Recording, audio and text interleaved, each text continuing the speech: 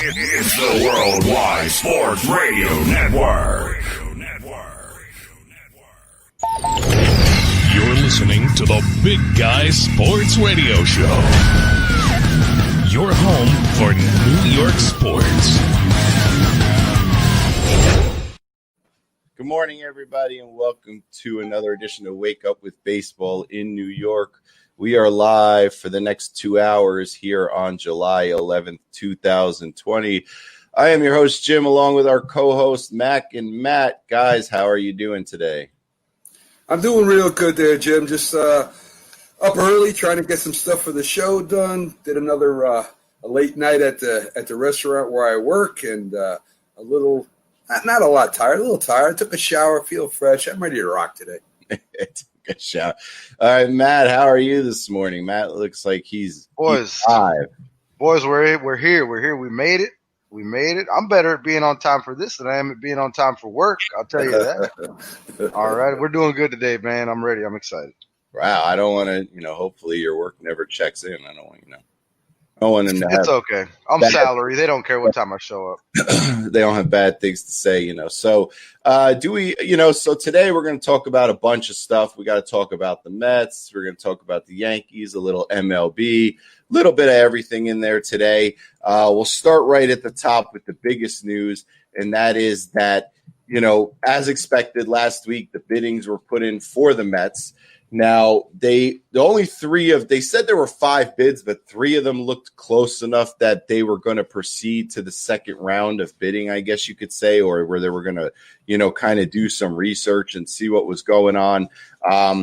According to what reports, Steve Cohen was the leading bid. He bid $2 million on the Mets, $2 billion. I'm sorry. Ooh, $2 million. $2 billion on the Mets, and he bid $2 billion on the SNY for a total of $4 billion. Now, whether SNY is sold or not is another story. That's a different story, whether that happens or not, based on whether they want to sell SNY or not. A-Rod and J-Lo came in around 1.7. The other group, the one that has a piece of the Devils, came in 1.7. There's a lot of other stuff I want to talk about with the bids, but before we get to that, I just want to touch base with you two and hear what you think about just the bids themselves before I get into more details. Well, I go ahead, Matt. You go first. Yeah, I mean, as far as the bids are concerned, I think they're fair bids for the team considering the value of the Mets franchise and the kind of revenue they bring in on a season basis. I think they're willing to take a little less from Jennifer Lopez and A-Rod, just due to the fact that they're the involvement in the community and the potential for exposure in the community. Yeah, I think they're still upset with Cohen. Listen, I agree with you to a point. I think, I guess the Wilpons with the owners is going to make the final decision. And if there's any personal grudges or any animosity towards any of these bidders, maybe there is. I mean, Cohen, go ahead and he folded up and he left after that unreasonable one of the reasonable terms that the Wilpons put on him about, that they wanted to run the Mets after he bought them. So there might be animosity there. I'm not sure. And with the owners, okay, the owners with this next bargaining agreement coming on, whether there'll be a strike or whether there'll be a lockout, they're going to be looking for somebody that is willing to side with them. That's that wants to be an agreement with them. So when this bargaining agreement comes up next year, the owners have a strong nucleus to negotiate with the players. So I think there's a couple other things in there that are going to be taken into consideration just besides the money part of it. See, now it's interesting because you kind of helped me out and segued into my next point. Originally, a report came out, as Matt had already said, where it was being reported that they might possibly prefer to sell the A-Rod and J-Lo if the bids were close. However, yesterday it came out with someone very close to the Wilpons who said that's not true. They're going to sell. Not only is that not true, that they're going to sell to the highest bidder, it's going to be Cohen. You can forget everybody else already because the Wilpons have already moved into the stage of where they're now privately negotiating with just Steve Cohen because he bid so much more money than everyone else. They might not sell SNY. They don't have to. Cohen did. It wasn't a I have to get SNY also or I'm not doing it. That's not what Cohen did. He said, I'll give you this, but I'll also give you this for SNY, but he kind of put him in his two separate bids. So if the Wilpons want to keep SNY, he doesn't, at the end of the day, doesn't really care. He wants the Mets. But, it's a revolving situation with new updates almost every hour. And according to what I read this morning and what I was told this morning is that at this point, a lot of people think some of the bidders are actually going to back down now because the Cohens and Wilpons are now talking privately. So, and nobody has enough money to keep up with him. If he wants him, if it comes down to money, nobody can top him. He's got more. Now, what they did say was going to happen is, because some people feel like Justin mentioned, they said, most fans want Cohen. Some people feel, the Wilpons, since they always like to screw us fans, will find a way to get in there and, take A-Rod and J-Lo. But even though we'd like A-Rod and J-Lo, they would be cash strapped when they took over. So right now, what the MLB is what the Wilpons are doing is they plan this week to get in to tell the commissioner what's going on and have the commissioner send out feelers to the owner because you need 2/3 approval of the owners. They send out feelers to the owners to see if Cohen would get approved. A lot of people believe that Cohen's already done that step and doesn't think it'll be a problem. As Mac had mentioned, all they really care about is that they know Cohen's in their corner. Other than that, that's fine. So a lot of things revolving around this. Mac, let me ask you as you started, this would be great news for the Mets, but everyone's got to realize also that he wouldn't take over ownership till close to the end of the year, till when the winter meetings start is the goal. Right. So everyone will just need to sit back and relax and let it, run its course. Yeah, well, like you're saying, it's very important that, we got that bargaining agreement coming up. And, there's something has to be done as far as, I think, in my opinion anyway, about salary caps and the teams all kind of working together. And of course, the players aren't going to be happy with kind of the way this year worked out. It's, with the virus and having to renegotiate the contract there. So they're going to be going at it next year. And the owners, like you said, need 2/3 majority to approve this. So they're going to want to know. And Cohen, as you said, Cohen has probably already reached out to them and talked to them and making sure the owner's making sure that he's going to be with them. He's going to be with them when this all hits the fan. There's another thing in there too, Jim, about this. I don't know if you're going to talk about it or not, but this Mick Warder group. He's a CEO of Central USA. He tried to get in there and make a bid, even though he wasn't approved. And he's African American, and I didn't know if this would affect it at all, even though he wasn't pre-approved, because this would be a huge thing in baseball to have the first African American as an owner. So I didn't know if that would have played any part or not, or if that was just to push the bid up. So it was an interesting thing. You said he wasn't approved, right? Because this is the first person that's telling me this name. So I'm assuming he didn't even get to the bidding spot. Because he wasn't approved. Then he's already eliminated. No, he wasn't pre-approved, but he did say he wanted to get involved in it, which was an interesting sidebar that this guy comes out of nowhere after the bidding has already stopped, basically, and said, "Hey, I'd like to make a bid on this too." And like I said, it was just an interesting thing I read. Yeah, that's first I've heard about that. I know Matt has been on the show talking about he thought they would want to go A-Rod and J-Lo, just to kind of get, the culture and everything in there and the home ground. But I think you're seeing that at the end of the day, and this is why I mentioned the other day, is that it's all just comes down to money. They don't really care about the culture and who has it. It's about money. Money talks, So, I don't know. A part of me, Matt, thinks the Wilpons will keep SNY, and I don't really care if they do. As long as they sell the team, I don't care if they keep SNY. I don't care if they keep a couple hot dog stands. I don't really care what they do. Yep, I think SNY is going to be the kicker here where Cohen could lose the bid. SNY would be the reason he didn't get the team, because if he wants full control of SNY and the Wilpons are insisting on keeping control of SNY, that could be their sticking point, period.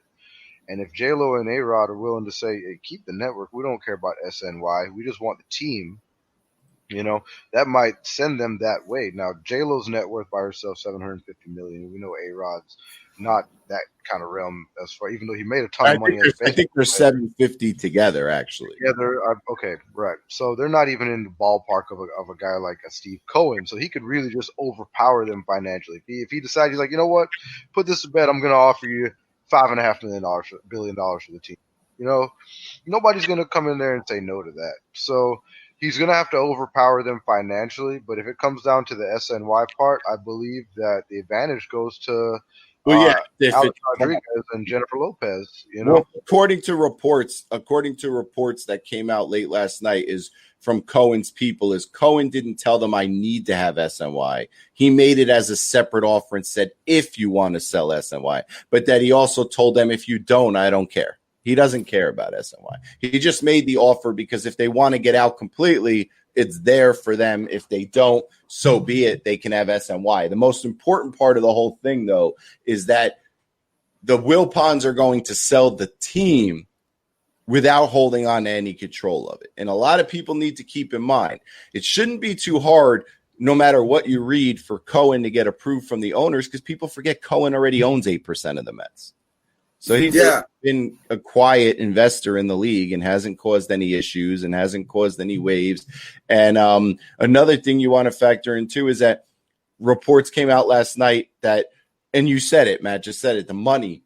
Cohen has the most money at the end of the day. The reports came out last night and said now that Cohen is talking back with the Wilpons independently, there is no chance he's going to lose the team. He'll bid whatever it takes to bid to buy the team. He's not going to let it fall apart again. So I think it's just a matter of when it gets done, Cohen. But I think at the end of the day, I think barring some kind of like them getting in a heated thing where he walks away, it's going to be his team. Well, if you think about it too, guys, that $2 billion for SNY just told the Wilpons that he can give them $4 billion. That's $2 billion extra. So if you want to keep SNY, that's fine. But that $2 billion, just that one offer, told the Wilpons, hey, I'm willing to go almost $4 billion just for the Mets. Yeah. So I mean, this is good stuff because this is what the Mets fans need, and we just have to hope that the Wilpons' pride doesn't get in the way. Because people forget. People tend to forget that back around the Madoff time, back in the day, the Mets almost sold they almost sold a majority stake in their team. They were going to keep on to some, but they almost sold a majority stake. And then this guy wound up showing up. I've talked about this before.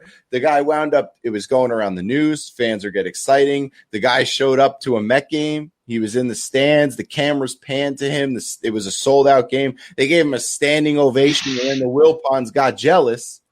Like, wait a second, why are we going to sell this? Because the Wilpons, at the end of the day, if we're just being honest, Wilpons don't give a crap about anybody. They're selfish individuals, and they backed out. So hopefully that doesn't happen again. Hopefully the Wilpons do not let their pride get in the way of screwing fans out of having the type of owner that'll go nuts and spend money, which is what we need. We're in New York. We're not playing in Syracuse. Who do you think knows how to build a better baseball team? Do you think it would be Alex Rodriguez, or do you think it would be Steve Cohen, who's never played baseball? I think it's Steve Cohen. I mean, think about what you just said. Well, who knows how to build a team? But every owner, 90% of the owners, 95% of the owners never play baseball anyway. Wilpons never play baseball, but you know what it is? You can't build a team without money. And that's the problem. See, A-Rod and J-Lo, if they got the team, if you told me today, Cohen gets in an argument, it falls apart, and I'm not going to be upset because I'll take anybody. I've told you that. Anyone's better than the Wilpons. But A-Rod and J-Lo, there's two things working against them. Number one, everybody knows this, that the Mets lose money every year. They make a profit on SNY, but they lose money on the team. So they have to figure out a way to turn it around. So the minute A-Rod and J-Lo come in, they're not going to have extra cash to go and buy free agents right away. Let's say Real Muto does hit the market. They can't afford to go get him because then they'll be more in debt. The other thing going against them, I think also, is that with them, the MLB has to deal with 6 or 7 people because that's how many people, like 5, 6 people put in money towards this transaction. And even though one person would be the head, all these people still have a vote when they're trying to do something. With Cohen, it's just one guy. He doesn't have to call anybody and say, I want to put $350 million on Mookie Betts or whoever. He just tells the GM, this is who I want. Go get him. Just to do it. End the story. Yeah. So that's what's exciting about this. But everyone was on. I saw people on Facebook like, let's get it done. Let's get that. Everyone's got to slow down. When you're talking about $2 billion, they've got to look through his financials. Then they got to know the owners are going to sign off. Then they got to start the process of putting a deposit down. It's almost like buying a house, only a lot more expensive. This is a long process. And the reason the Wilpons put the date in now to get those bids is so that they could have it done by the time the winter meetings roll around. So that tells you that even once they accept a bid, this is a 4 to 5 month process. So the Wilpons are going to own the Mets regardless through this season.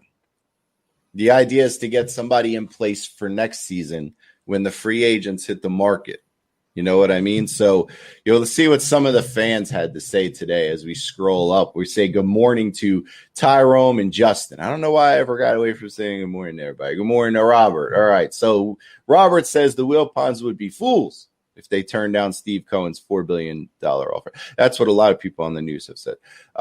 Justin says most of the fans want Cohen. They feel like the Wilpons will screw us. That's a common thing. Al liked my hot dog comment. Let's see.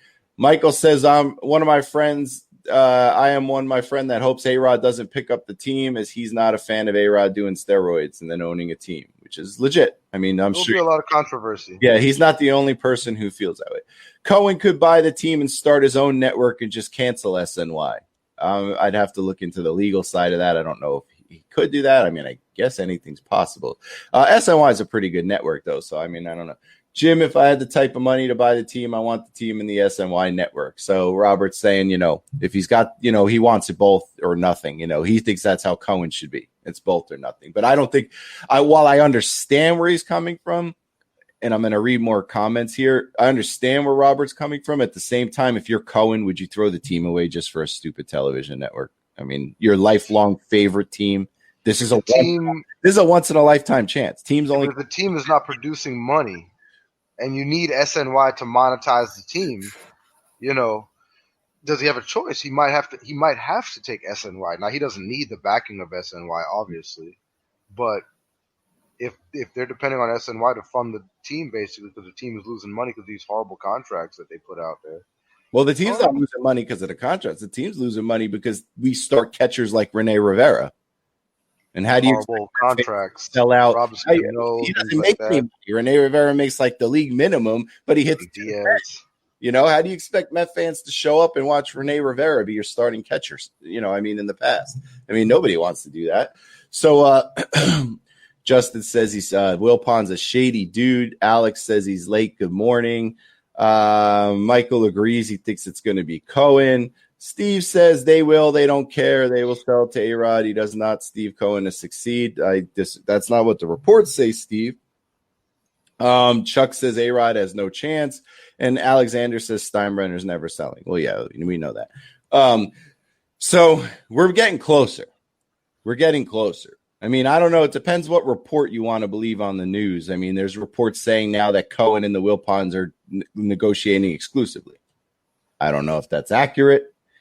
Cohen are telling the news that they believe the other bidders will drop out. I find that hard to believe. Like if you came this far, if you're A-Rod and J-Lo, you came this far with your group, you had to bust ass to get the funding.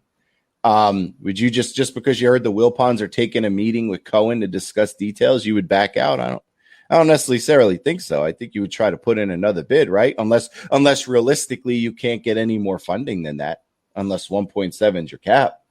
Well, didn't they have like 7 that were pre-approved for the bidding, Jim? So I think but 5 put in bids. So I would imagine the ones that are lower on the spectrum would be the ones that would be dropping off. If I'm A-Rod or if I'm one of the other ones that were offering 1.7, the name escapes me right now, 1.7 billion for the Mets. I would still be in there trying to get more backing if I could, or talking to people. So I don't think it's just Cohen right now by himself, but he's the main one in here. So that's who I don't blame the Wilpons taking a meeting. They might take a meeting. Nobody bid over 1.7, but Cohen of the right that bid. Two guys, I guess, just didn't even bid. They were pre-approved, but did not submit a bid. Another thing, if you're A-Rod and J-Lo and you look at it like this, or you're the guy who owns a piece of the Devils, because he's the other one that's been confirmed as 1.7. They didn't confirm the other two. You look at it from this guy. Let's say, J-Lo and A-Rod go out and somehow find another partner to put in another $300 million to get you up to $2 billion. Then Cohen just goes 2.2. You lost again. That's the problem. That they can't. There's no amount of money they can go find that can outbid the guy unless A-Rod and J-Lo at the end of the day can go out and get enough funding where they're going to severely overpay. Like if you want to say they'll go out and find 3 more co-bidders with them and they'll bid 2.8 billion. Yeah, then Cohen would probably back down because at the end of the day he's a businessman, and if he was going to only bid 2.6 before the coronavirus, he's not going to bid 2.8 now. But do you really want A-Rod and J-Lo to go overbid so badly for a team that they're in debt and can't spend any money? I mean, well, suppose they combine with the other partners that bid $1.7 million and make it a trust, and all of a sudden they're up to $3 billion. So yeah, and then you just paid more for the Mets than it would cost you to get the Yankees. Why would do that? Again, I mean, this is you're just saying how could somebody do that? Well, that's one way. I mean, they may have to overbid for him if they want him that bad. If two groups came together and paid more for the Mets than it cost to buy the Yankees, I'm switching to the Yankees. Welcome aboard. That would be the absolute dumbest idea. We would be in debt forever. Yeah. We wouldn't even be able to re-sign Alonso when it's time. We just honestly, Jim, the more I listen to you talk about it and the more I look at it, man, it probably does just make more sense for Cohen to be the owner of the team. I think it would be cleaner for the league. I think it'd be cleaner for the Mets as an organization. I think it might be a better transition, a smoother transition. So I think now that talking through it a little bit and kind of listening to what you're saying has kind of got me on the side of you might be better off with Cohen just based on the financial aspect of it, the free agent aspect of it, the team building side of it. Do I feel like Rodriguez and his team would probably know more quality in players and things like that, be better with scouting, things like that? I think so, but I think maybe you're right. I believe you're right when it comes down to the money aspect of it. That might be the kicker. Because you look at it too, and you look at it from this perspective, because you brought up the point about who knows more about team. Well, Steve Cohen is not. He's going to have a GM. He's going to have people who do know about that stuff. He's not going to do it. He's just going to. Brody going to do it? Is it going to be Brody? That's a good question. Robert asked, "Do you think he'd keep Brody?" I don't know, but I think a lot of it has to do with let's see how the Mets do this year. Because in all fairness to Brody, because everyone wants to sit here and just judge Cano. Well, calm down a second, because I can tell you right now, if the Mets had made the playoffs last year because Edwin Diaz was as advertised, right? Because if Edwin Diaz pitched last year like he pitched the year before when they traded for him, the Mets would have made the playoffs last year. They wouldn't have blown 27 saves. If the Mets made the playoffs last year and Edwin Diaz was a lights-out closer like he was supposed to be, nobody would be complaining about the Cano deal. So let's factor that in first. Also, let's factor in another thing. Everyone wants to say, "Oh, Brody can't do a great job." First of all, Brody's done a good job as the GM. In his first year as the GM, the Mets win total improved by almost 15 games. So I don't know where you're upset. I mean, he went in the right direction. Are you mad at Brody because they didn't win the World Series? Well, slow down. That's not how it works. You don't just come in and just win the World Series. Also, Brody's been handcuffed by money. So how do you know what he can do until you give him an open checkbook? Brody probably didn't want to go out and get, these pitchers on 1 year, $6 million deals. You don't think Brody wanted to go out and spend money on some of the big time free agents? You don't think Brody would have loved to be in on Garrett Cole? But what's the point of him calling Garrett Cole when the team says, "Oh, you have $25 million to fill the roster"? Well, what this reminds me of a lot, Jim. When Steinbrenner bought the Yankees from CBS, right? He came in here. He basically was his own GM. He went out and got the free agents he wanted, but he did build a scouting department. He did rebuild the minor league system, and he did have an unbelievable scouting department. Big Yankee fan, a lot of money. Went in there, wasn't scared to spend to go get Catfish Hunter, all these other big free agents at the time to make the Yankees almost an instant, World Series contender. So it reminds me with Cohen and Steinbrenner seems very similar to me at this point. Yeah, and also understand this too. I don't want to see him come in like the coach, the new manager, Rojas. I want Rojas to get a chance. I want him to have a few years. I don't want Cohen to come in and just get rid of Rojas. I mean, I want to see what the kid can do. I don't mind, if he wants to, whatever happens, happens. I mean, it's out of our control. I just want to be able to afford players. You know what? If Cohen comes in and let's say Real Muto and Betts both make it to the free agent market, they don't get re-signed, and he's in play for them, then I don't really care who the GM is, as long as we're in play for players. You know what I mean? Because the Mets have a needed catcher. Because this is Ramos's last year, and Ramos is not even in the same class as Real Muto. So, I would love to see them go in and, spend on players. And Michael mentions about he shouldn't have took Cano. But that's the thing, Michael. There's no Diaz without Cano. That's the whole point. They weren't trading the number one closer in the league the year before unless you took something on that they wanted to get rid of. Right. And they wanted to get rid of Cano's contract. No Cano, there's no Diaz. Yeah, that happens a lot. That's how they skim money, right, Matt? I mean, that's how the Seattle was able to dump some money.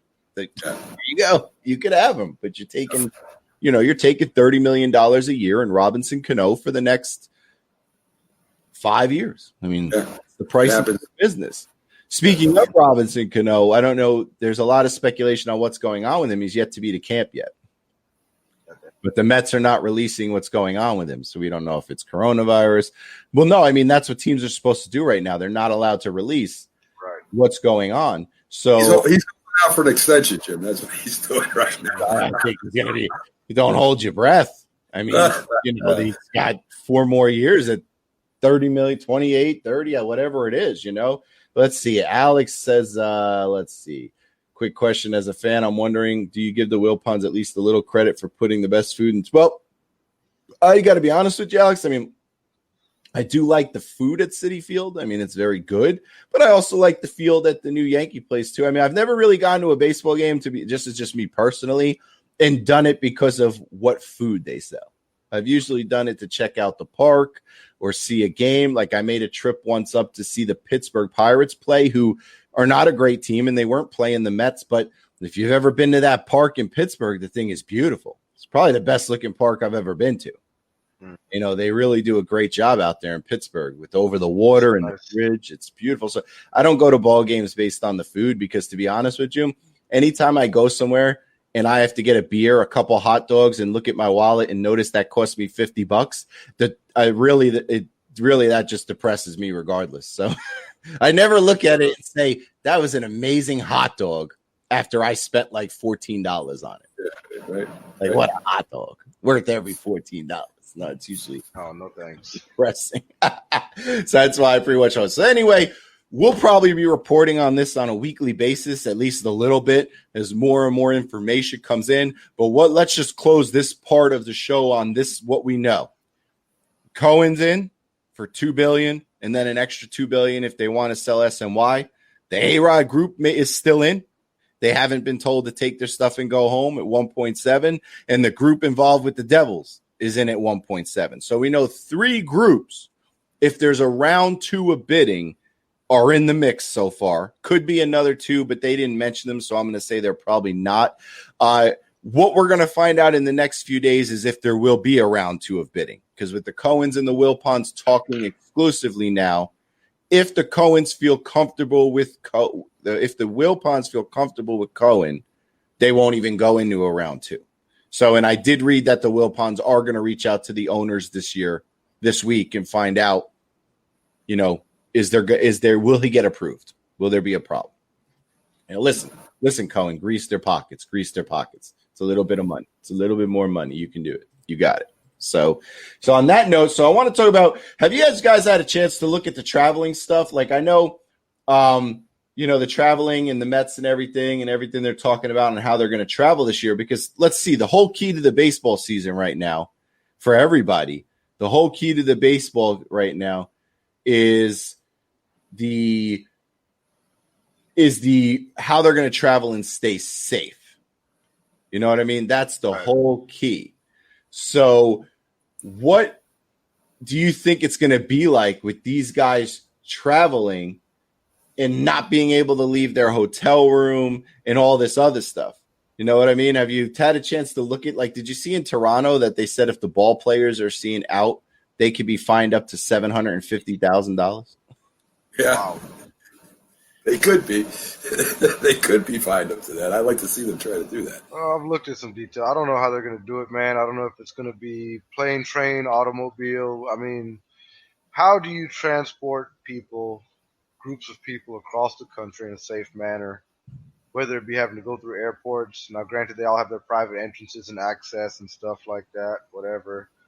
And I would guess, unless they're going to redo the divisions and realign everyone locally to play each other for a shortened season, it's going to just be normal travel plans. They're going to have to stay in their hotel rooms. It's going to be like the Orlando bubble everywhere for baseball players. They're going to be in their own little bubble every time. Yeah, I don't know. Listen, I don't know. This is why they schedule games in the close proximity of each other. They're not going out across country, so they really don't have to use the airport, and unless it's a last resort. They'll probably use buses, which a lot of teams do. They could control that a little bit more. There's not as many people there. They could privately rent these things and make sure it's clean and everything. And of course, at the hotels, like you said, Matt, I mean, most times a lot of players stay in hotel rooms anyway when they go and they visit different stadiums. Maybe the younger guys go out and they party a little bit, but for the most part, it's pretty much as usual there. They're just going to have to make sure that any hotel that they go to, that they're all over sanitizing it and taking care of it and stuff like that. So I would think it's going to be busing. It's like I said, you can rent it as a charter for just a team. You don't have to worry about anybody getting on a train or on a plane and being susceptible to anybody in airports and stuff like that. So I would imagine it would be busing in a close proximity, and the hotels would be pretty much controlled wherever they go. Yeah, I mean, I think the only places you're going to see them kind of, fly or when they got to go down somewhere. Like if they go to Miami or Atlanta, that'd be a long bus ride, but they're going to take a plane. But for the most part, they're going to have to stay. But a lot of people were shocked yesterday at what Toronto had said, because I mean they're taking it to the extreme. They even said that if a player goes out somewhere he's not supposed to be and he brings back the virus, they could be jailed. Well, yeah, you have to follow local ordinance. All the teams said the same thing, that we'll do this in accordance with local ordinance. So it's important. If that's what they're doing, that's how Canada is, lowering their situation, making it better over there as far as the virus situation is concerned, is by their control measures. So if it has to be extreme, it has to be extreme. But I don't see a team like Toronto staying in Canada. I think they're going to just be playing here. I think they're going to play their home games here stateside or vice versa. Maybe everybody goes to Canada. Who knows? That's what the NFL is talking about. We can talk about that tomorrow on the football show. But, they're not going to be crossing the border back and forth like that. There's no way. The logistics behind that would be insane, Yeah, I would imagine. We're proud to be here today for the Blue Jays and the Yankees. And by the way, the Blue Jays will be without Vladimir Guerrero Jr. tonight, as he has been jailed for 4 days. I would imagine. There's plenty of minor league ballparks that are official in this area, and I could see Toronto, the Blue Jays, coming down to one of the minor league ballparks, that's official, where they could, you have to worry about going across the border all the time. I would think that would make sense to everybody. So. I mean, you can't have teams going across, because that border is tough. Anybody that's going between Canada and the United States right now is having a hard problem. That would be the smartest thing to do. Yeah, Robert says if he feels like he's going to be locked up in prison, he'd opt out. Robert, quit lying, Robert. We talked about this yesterday. Don't make stuff up on the air. Someone offered you $5 million to go sit in a jail cell for 75 days. You've been there tomorrow. Yeah. Chilling. Hey. Come on. Give me $5 million. I'll be locked. for 75 days. I'll actually go to an actual prison for 75 days. I'll drop the soap and still take the $5 million. Oh, man. That is just crazy. $5 million is $5 million. I mean, let's be legit. Jeez. Where's your morals? We're talking about 75 Gs for $5 million. How can you beat that? I mean, Nope, can't beat that. That's a lot of airtime, Jim.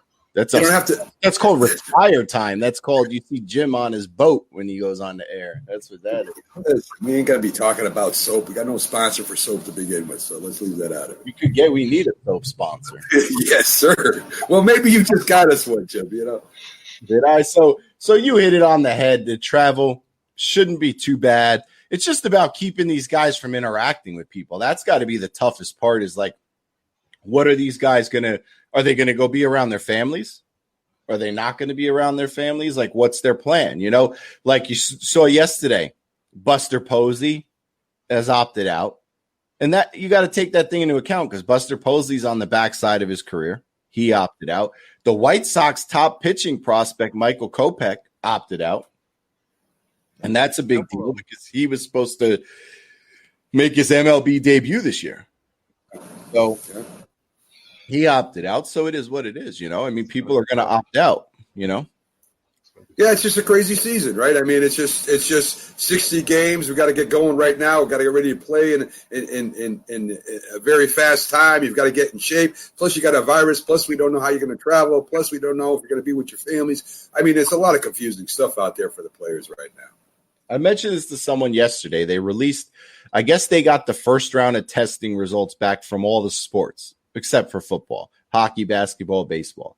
And you're talking about 4,000 athletes we're talking about here. Out of 4,000 athletes, only 3.7% tested positive for coronavirus. It's not that bad. Yeah. It's a very small number. No one can be testing for this. It's not a matter of it's not that bad or it's only a couple of these guys. It only takes a couple. You know, that's how we got to where we are now with all these confirmed cases and all that stuff like that. Man, listen, I'm over all this.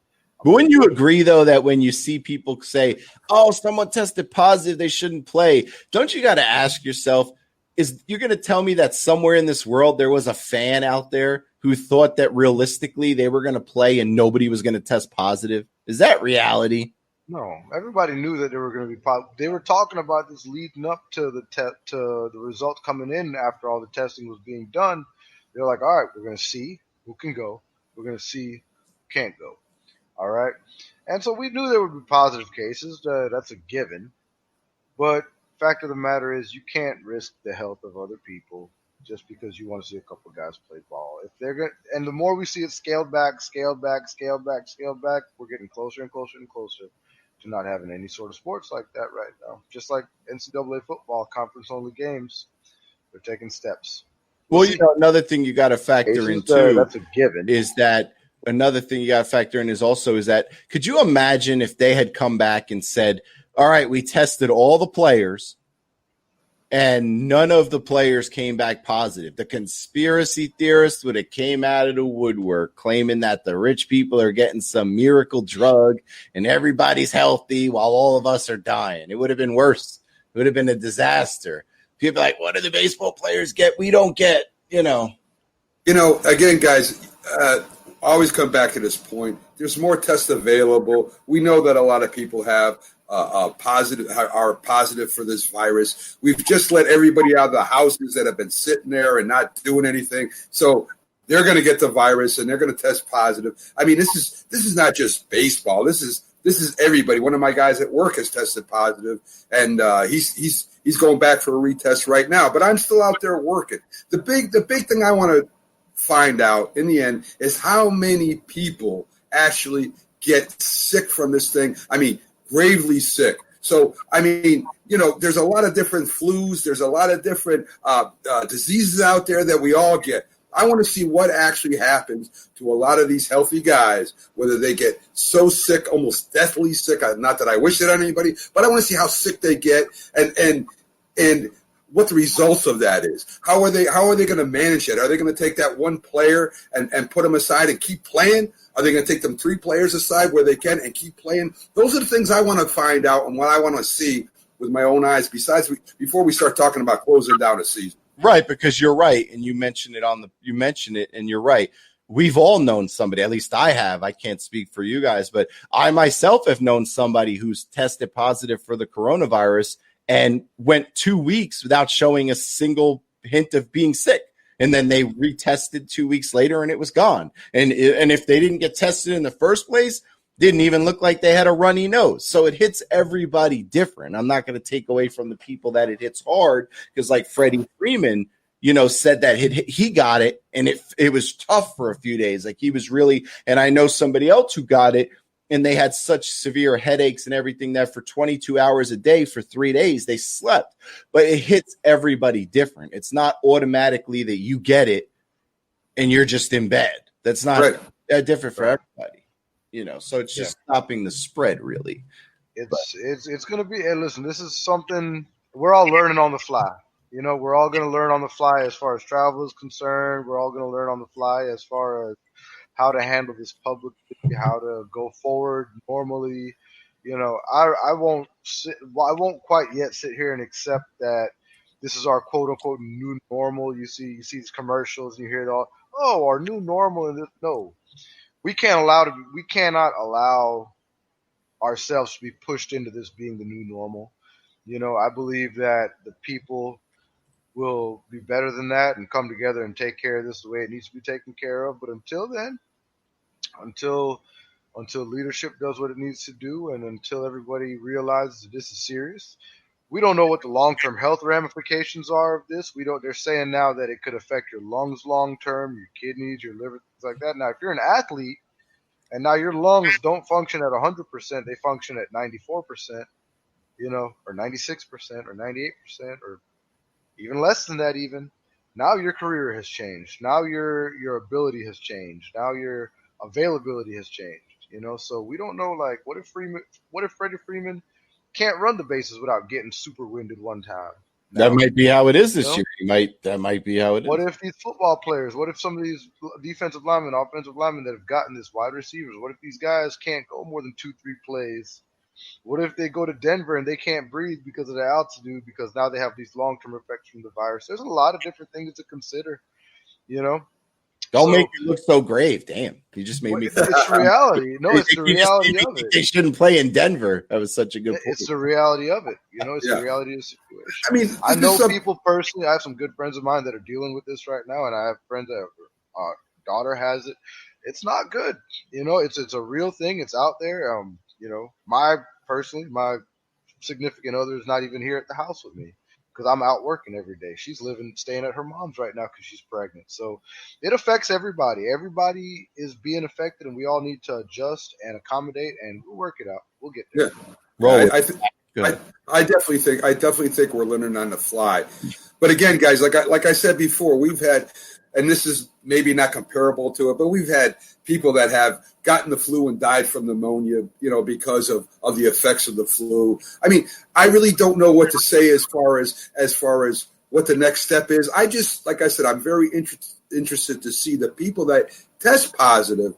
What are the normal effects of this? How is it going to affect them where they have to lay in bed or go to the hospital? Now we're talking some really grave cases where it really affects them that bad. But if it's just like they're going to have to stay in bed for a few days, take a week off, that shouldn't prevent the whole sport from continuing. We'll see. Right. Well, that's what makes this virus so crappy. When people try to compare it to everything else, this is what I think makes it different than everything else, is that you just hit it on the head. It affects everyone so differently that you just have no idea. You know what I mean? So, but my thing is that I'm tired of having the conversations with people on Facebook. I'm tired of seeing people play. Oh, someone's opting out. They shouldn't play. Give it a rest already. Either play or don't play, because I don't want to hear about it for 6 months. Either commit and play or don't. They're playing, people. Every time someone opts out doesn't mean they need to not play. 1,700 baseball players, if 12 opt out, you think they shouldn't play? Go sit home. Be the 12. I'm not trying to take anything away from the sickness. Everybody has the right, whether they feel comfortable, to play or not play. Absolutely right. But that does not mean we should shut down the sport because a few people don't want to play. That's their prerogative. And this, end of story on that. I say every day on Facebook, it's like you see the same stuff. Like, oh, they should shut it down. Then why are you on the baseball group? Go talk badminton. If we'll never get back to normal if we just continue to we have to do this by trial. There has to be trial and error. I'm not saying sacrifice anybody. I'm not saying sacrifice lands. You got to see what's out there. We need to figure out what we can do. We need to move forward, and we need to see. Okay, this is okay. Now we can take. Okay, now this is okay. We can do this. We can check temperatures this way. We can seat people this way. We can. So I'm just like Justin Thomas. I'm done talking about this. I see soccer players playing, scoring goals. That's all I needed to see. It's serious to get sports back when I'm watching soccer all day. I like soccer, but not all day. I got Justin telling me about every soccer game on Facebook coming on TV. Hey, Jim, Target versus Walmart tonight, 8:00 in the park. United, baby. I mean, there's all types of soccer going on. So that brings me to now. I don't understand why they did this. I'm just starting to get used to this year's schedule, and MLB releases next year's schedule. Like, are you trying to get my head spinning? Not to mention the fact, do you honestly want me to believe that we're going to write like today? Do you want me to believe on July 11th that we're going to play 162 games next year? So anyway, before I even had a chance to see who the Mets were playing in September this year or the Yankees, they released next year's schedule. So a couple of interesting notes on next year's schedule. Maybe this is something in the future they're just going to do all the time now. But you have the Mets are going to play the Yankees 4th of July weekend. It's a big deal, 4th of July. Yeah. And then the Yankees are coming to play the Mets at the time period of 9/11. So I'm wondering if that's something they're trying to do going forward permanently. Those are two major weekends, 4th of July and 9/11, to have the Mets playing each other. I mean, other than that, have you really dug that deep into next year's schedule? No, I haven't. Look at it. No, I look at it. I'm more worried about this year, man. I really am. Can we get through? Can we be having a conversation on August 10th where you guys actually tell me the teams have played 12 games before I focus on next year's schedule? I mean, And we don't even know what's going to happen with the agreement next year, the bargaining agreement. I mean, there might be a strike or a lockout. Who the heck knows? I mean, maybe that's why they're saying something. I don't know. But, I mean, right now I'm more worried about what's going to happen, 2 months from now than I am worried about what's going to happen next year. The cool thing about next year's schedule is the Yankees got all the holidays at home. They've got Easter Sunday, Mother's Day, Memorial Day, Father's Day, 4th of July, and Labor Day all at home at Yankee Stadium. Yeah. And they start and finish the season at Yankee Stadium next year. Freaking Yankees always getting. But that's all I can tell you about. Always getting favoritism. The commissioner should be fired. The 13 or whoever makes the schedule, 13 days is what I'm worried about, because we have 13 days from opening day, 13 days from seeing Garrett Cole and Max Scherzer on the mound. That's what I'm looking forward to. Yeah, I'm so excited. Listen. It's great. And we'll spend so many countless hours next year talking about the next year's schedule and how exciting it's going to be to have the Mets play the Yankees on the 4th of July and then on 9/11. So much so that Matt will send me private messages like he does sometimes, like, Jim, let's get another topic. So plenty of no, it's just okay. We will talk plenty about next year's schedule, but like Major League Baseball, can we be excited that we're 13 days away from this schedule before we worry about the Mets closing the season next year in Atlanta, which I'll complain about next year a bunch too, but that'll be a division race. It could be. That'll be a division-winning game, right? That's going to be whoever wins his last game this season. Watch, we'll see. We'll get there. Half of America doesn't think we can make it through a 60-game season, and we got MLB saying, "Here's 162." Right? No chance, baby. So I hope next year that we're all watching it and that people are in the stand. Even if it's 10,000 people, I don't care. 10,000, just put someone in there. Oh, you don't want me to be the commissioner of baseball? Oh boy. Yeah. Hey, listen, I'm getting ready to send my cardboard cutout of myself to Yankee Stadium right now. I'll pay that $20 for the home game. You'll see me in my hat. I'll be right behind the dugout. I'll be standing. I'll have a smile on too, because of course the Yankees will be winning. So I have a big smile on my my hat, and I'll be right behind catcher. You just look for me, my cardboard cutout. Will the hat have the proper Big Guy Sports logo on it? It might. We'll see what happens. Don't rush me now, Jim. This is going to take some. What is Justin WTFing about? My vote for commissioner? What, you don't think I make a good commissioner? I think I make a hell of a commissioner. Justin is not having it today. Justin Thomas is. I don't know if he's talking about me being commissioner or something else. It's going to have to elaborate. Well, maybe you don't want him to elaborate. I'll put a smile on Justin's face. You're only 19 days away from dropping the puck. There you go, Justin. Smile. See, he's happy now. He's sitting somewhere in a closet, happy. There you are. So we're getting close. But I don't remember them ever releasing the next year's schedule this early. So I was just a little shocked by that. Like everybody, let's give them something to look forward to. It's like a little tease, something. So that's the only thing I did was look at the highlights, of the Mets and the Yankees and the 4th of July and the 9/11, and so the Mets were closing the series out, and like Matt said, who the Yankees are closing the season out with. So we have that. So. On that thing, let's see what some of the fans say before we move over to Yankees news and notes. Let's scroll down. Chuck says, stop, drop, and roll, basically. Put on a mask, wash your hands, and stop the politics. Let's see. He says, my kids are playing sports. Stop whining. I'm going to add in Felicia. Can I add Felicia in there for him? Yeah. All right. So Justin says he refuses to talk about the virus anymore. He says, just get it done. Chuck says, I'm planning my holidays. Well, not really. I don't celebrate any holidays except Christmas, Thanksgiving, and Halloween. Robert says next year's schedule he's going to travel down to see the Mets play in Miami. I've got a vote for commissioner. There you go. More vote than I had yesterday.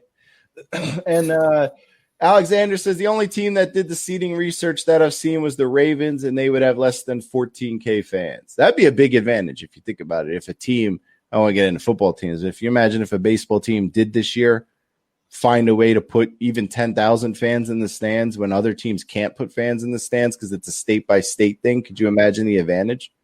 Imagine going somewhere and they have fans. That's an advantage.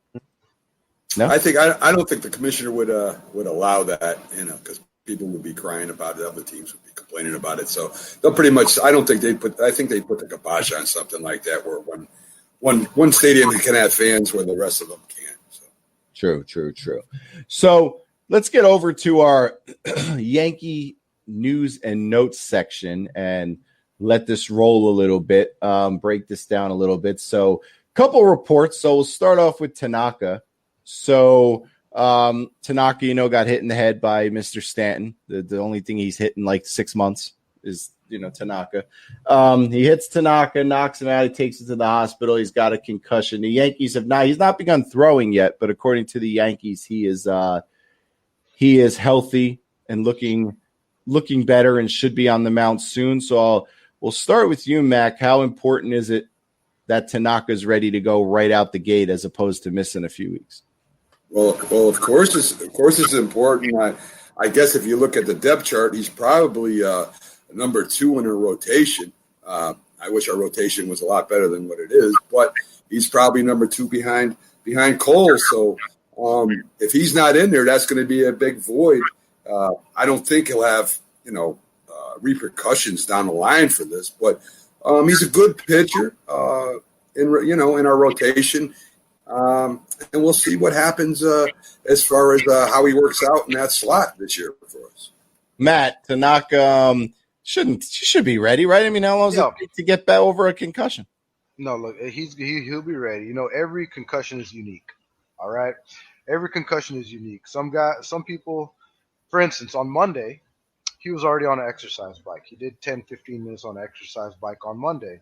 Some people that soon after a concussion can't last 30 seconds, let alone 15 minutes without feeling sick, queasy, sensitivity to light, things like that. He went and saw a neck and spine specialist. He's been looked at, so everything's secure, stable, steady. He's all right. So now all he's doing is recovering from the concussion, a mild concussion, it seems like. He'll be ready for when his first start is scheduled for. He'll be ready. I'm not sure the exact, I would imagine the second game. I don't see any delay here. Just the only problem you can see with Tanaka, right, is a limit, right? 112 mile per hour line drive off the bat of Giancarlo Stanton hit him right in the dome. You know, when he was laying there motionless on that field, buddy, that's a scary moment. A lot of people were concerned, but luckily it's just concussion. He's bouncing back. He's looking healthy. Some guys can be back from a concussion week and a half. Remember 10 years ago when Major League Baseball was considering using aluminum bats? He'd have been dead. Oh, my gosh. Could you imagine those guys nailing that ball with aluminum bats? You'd be dead. The ball would fly 40 miles in the other direction. That would be incredible. Well, you got to imagine the only thing that's going to maybe hurt the Yankees with this Tanaka concussion will be that his arm's not going to be spread out right away. So you're probably going to see you might see him in the second game of the season be limited to 60 pitches, 65 pitches, which means you're putting your bullpen in there right off the bat, Yeah. Well, I mean, Tanaka's is an experienced pitcher. The only thing that I would be worried about is mentally. Is that going to shake him up? And that has happened to some pitchers and some players getting hit with baseballs or getting hit by line drives off bats. You can't measure that. You can't say, oh, he's fine that way. So, I mean, that would be the only concern I would have. But this man's been pitching forever. I would imagine he's been hit with the ball a few times. One of those. Yeah, he took one of those a couple of years back. He took one of those. Yeah, so I wouldn't worry about that. So you're basically saying he's an experienced taking one to the noggin kind of guy. Yeah, of course. You would think so. Okay. All right. Fair enough. So other Yankee news. I don't know if you saw this video yesterday. I'm pretty certain at least that Mac did not see it because he's been working his butt off. Andahar. The Yankees keep trying to find out if Andahar can field for some reason. I got Matt holding his hand over his head instead of just saying you're the DH. Did you see the video of Andahar in right field? Well, just go ahead, Mac.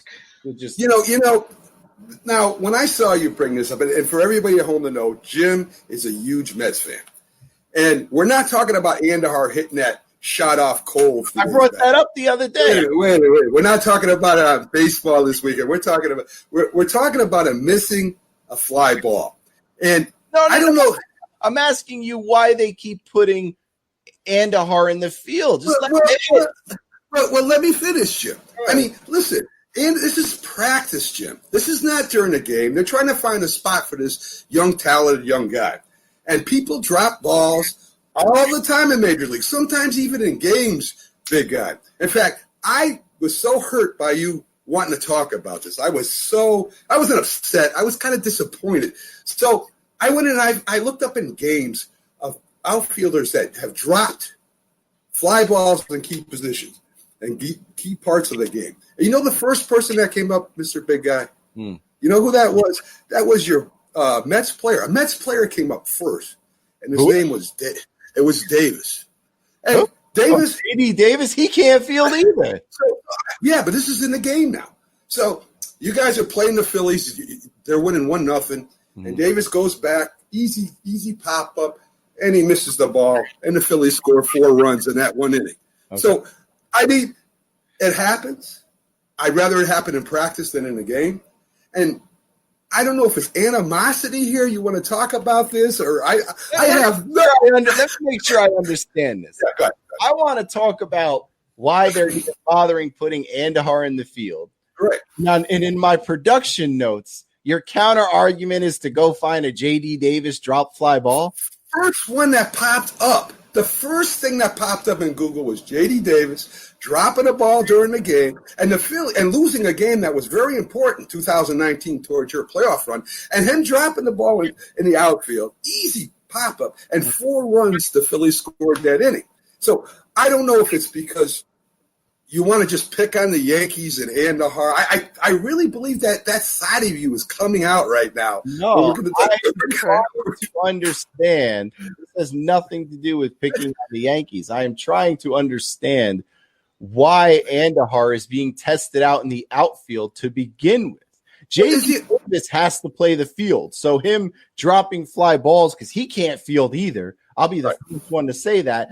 But we're in the National League. And up until this year, we didn't have a DH. So he has no choice but to either go out there and drop fly balls or sit on the bench. And this year, they still think he's a better option than Cespedes in the outfield.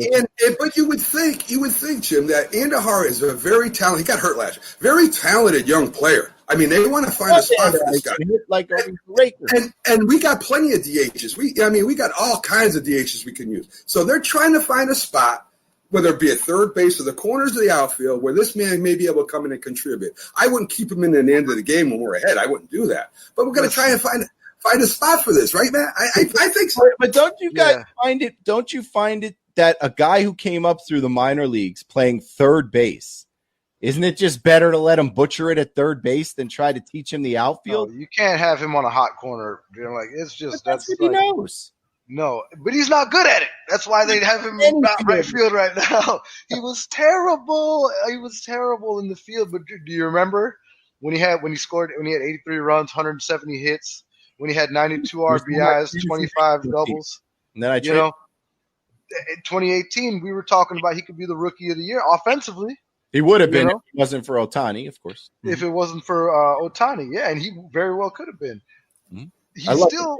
He flashes in the field at third base. Like, he has flashes, where you're like, okay, so he can do that. He can backhand that thing and turn around and get it over to first. All right, cool. But then you see, like, a standard ground ball, man, and it'll just flutter up his glove and hit him in the chin or knock his hat off his head or – like, it looks like, oh, my gosh, what's the name of that movie where they're all looking, fly ball hit him in the face through his glove. And it's just – the one yesterday, it looked like someone who never played baseball was out there trying to field a fly ball yesterday in the field. Mac, you see that? I love this team. I love the Yankees. I grew up loving the Yankees. My first picture I have on camera is me wearing a Yankee shirt. But they need this guy, DH, left field. I don't know. I don't know what you're gonna do because he can't field. He can't catch the ball. I don't know if it's a vision issue. I don't know if he needs to get his eyes checked. I don't know if his depth perception is off. I don't know what's the matter. I don't know. Vertigo. But the Yankees themselves are saying that he's going to lose a lot of playing time if he can't field because they already have a DH. So they have plenty of DHs. Listen, I still think this is practice, guys. This is what you do. You run the drills. You do things like this to improve yourself. As far as depth perception, he wouldn't be able to hit the ball like he hits the ball if he had a problem with depth perception there, man. I mean, listen, he's a work in progress. They're going to have to find a place for this guy because of his offense. And wherever this place is that they find for him, whether it's platooning or whatever, they're going to have to find a place for this young guy and keep working with him. I mean, there's a lot of players out there that have different problems, whether it's offense or defense, and teams find a way to work with it. What about third base coach? That's a spot for him. If he can hit, yeah, sure. I'm just saying you got to watch depth perception's one way to look at it. I mean, he's Did you see Gio Urshela is going to knock him out at that third base spot? Gio Urshela can field. Exactly, and that's the thing. So if you put Andujar at third base, then where are you going to put Urshela? You're going to waste Urshela's talent on the hot corner out in the outfield? No, we don't. Well, here's the only thing he's got going for him if you're Andujar is that, as I've said before, Urshela was terrible the first 7 years of his career, had a lucky year last year. He's going to be terrible this year. I'm telling you. No, I like Andujar better, and then he'll get his job back. When you're a month into the season and Urshela's back to hitting his normal 220, Andujar will be back to being the everyday third baseman. Andujar will end up playing second base at some point in his career, and that's going to not over DJ LeMahieu. I think Andujar's destined to be a career DH, but I don't think it's going to be with the Yankees. I think he's got some good trade value. Yeah, I think he's going to be one of those guys that's going to get traded to another American League team who's got room for a full-time DH, maybe in the offseason. And because he's the type of guy that if he goes out and he puts numbers like he did up his rookie year, that could get you a frontline starter. So you can trade him to someone, let him DH, and hit home runs all day long. Yeah, it helps his trade value if the National League, when they get to the offseason this year, if they decide next year to use a DH also, because everybody knows in 2022, when the CBA comes up, they're probably going to go full-time DH. So if they could get, but they haven't decided for the last year of the CBA next year. If they go DH, that ups his trade value because now you have a whole bunch of other teams that need a DH. So, He might learn how to field. Yeah, well, some things can't be taught. Some people just have blocks when it comes to certain things. It's true. It's very true. Couldn't teach Eli how to run. You can't teach Andujar how to field. So Gary Sanchez, talk about whether Gary Sanchez is going to be ready for opening day. And I hate to say this, I didn't even realize Gary Sanchez was hurt. So I don't know why there's a discussion about Gary Sanchez being ready for opening day. So the Yankees are confident he'll be ready for opening day. Well, thanks for the update. Did he have a toenail problem or something? I mean, did I miss something here, Mac? What's going on with? Yeah, he was hurt last year. He played hurt almost all year last year. Catcher, they're always hurt. Huh? They're always hurt catchers. Yeah, but I'm just saying he was hurt pretty good. He had to take some games off here and there. I mean, he was really hurt last year. That's why, even though his production was okay, it wasn't as good as it was the year before. I mean, so he's working with this catching coach that they just got in the offseason, Tanner Swanson, and he's trying to work on his defense again. And of course, his offense is good, but he's still working on that. As his defense did, even being hurt last year, his defense did improve a little bit. I mean, if he can become a good defensive catcher, this guy is going to be unbelievable for the Yankees for the next few years. You happy with Sanchez at catcher, Matt? Yeah, man. He had a little rough go at it in 2018 with the pass balls. He led the league in pass balls in 2018 in 653 innings. Normally in a single season, a catcher will run about 1,000 innings. He averaged a pass ball every 86 innings a couple years ago, which is just horrible. But last year, he stepped it up defensively in a big way. We saw a lot of progress from him last year defensively, and I think he'll continue to get better. He was down in the Dominican Republic this entire winter or in the offseason down there, and he was working on his, quote, offense and defense. So, we know he can swing the stick. We know he can get it out of the park when we need him to do it. Yeah, he's working on getting his weight down. He said he got a little heavy there, which he did. Everybody kind of saw it. He gained a lot of weight, so he's working on his weight. He's getting that swing back right, and I think Gary Sanchez is going to be a key player, and we got a great catcher set there. It's going to be very interesting to see in the off season what happens if you have. Let's just say everything falls into place. Cohen gets the Mets. The Sanchez is somewhere like in the middle, like he hits okay, but still has defensive issues. And reports came out yesterday, a lot of reports that the Phillies are going to let Real Muto test the market. So if Real Muto hits the market and you have the Mets don't have this is Ramos's last year and they have an owner who will spend, maybe the Yankees are not sold on Sanchez. You could see a huge bidding war for Real Muto's services, not just among New York teams, but other teams. This guy Swanson, coming from the Twins, worked with Mitch Garver. Mm-hmm. We saw what he did down there, so I think he's going to. I think they're going to give him at least this season, at least. I don't know why the Yankees would want to go after Real Muto. I mean, you have Sanchez. Sanchez can hit. Really, he launches it. He's a bomber. I just continue to let the kid grow. I don't know why every problem has to be solved with money, like throwing money at the problem. This reminds me a lot of when Posada was coming up and the Yankees held on to him instead of going after Pudge early. It was talk there was a trade back then that was lined up to do that. Listen, Posada is no Pudge, but I'm telling you right now, that dude was one of the key members of the Yankees in that World Series run. Great hitting for average, nice power, very good defensively. I mean, he was a man. Yeah, he was a major player in us going to the World Series. He doesn't get talked about enough. With Mariano and with Jeter and with, and with the other guys there, but he was a major player in getting us there. So I'd love Sanchez is one of my favorite Yankees right now. I would love for them to hold on to him and just let him grow, man. He's a kid still. They should. I get aggravated if you have someone good and Sanchez is good and you just try to throw money at the problem. Like, let's just go out and buy someone else. Well, he's young. He's good. Give him a shot. See what happens. That's my motto. So I think he'll be worth the wait. A lot of these guys, these catchers, man, they don't come along till a little bit later in their career. Like you see a lot of great catchers. They become better defensively closer to the end of their career. Look at a guy like Jason Varitek. Jason Varitek was an amazing catcher, brother, for the Boston Red Sox.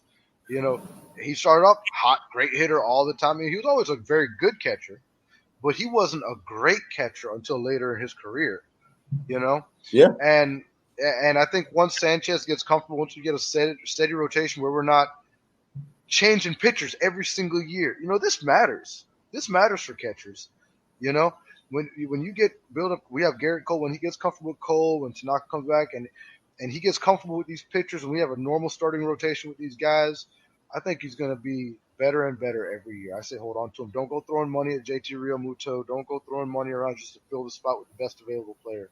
Let these guys grow. They wanted to grow the farm. They've been doing a great job the last couple seasons, developing young talent, bringing guys up, and I think they should just stick with it. 100%. Couldn't agree with you more. I mean, the Yankee fans, you got to calm down. I see you guys on Facebook. Oh, Sanchez got to have a big year. We need to go get Maroon. Calm down.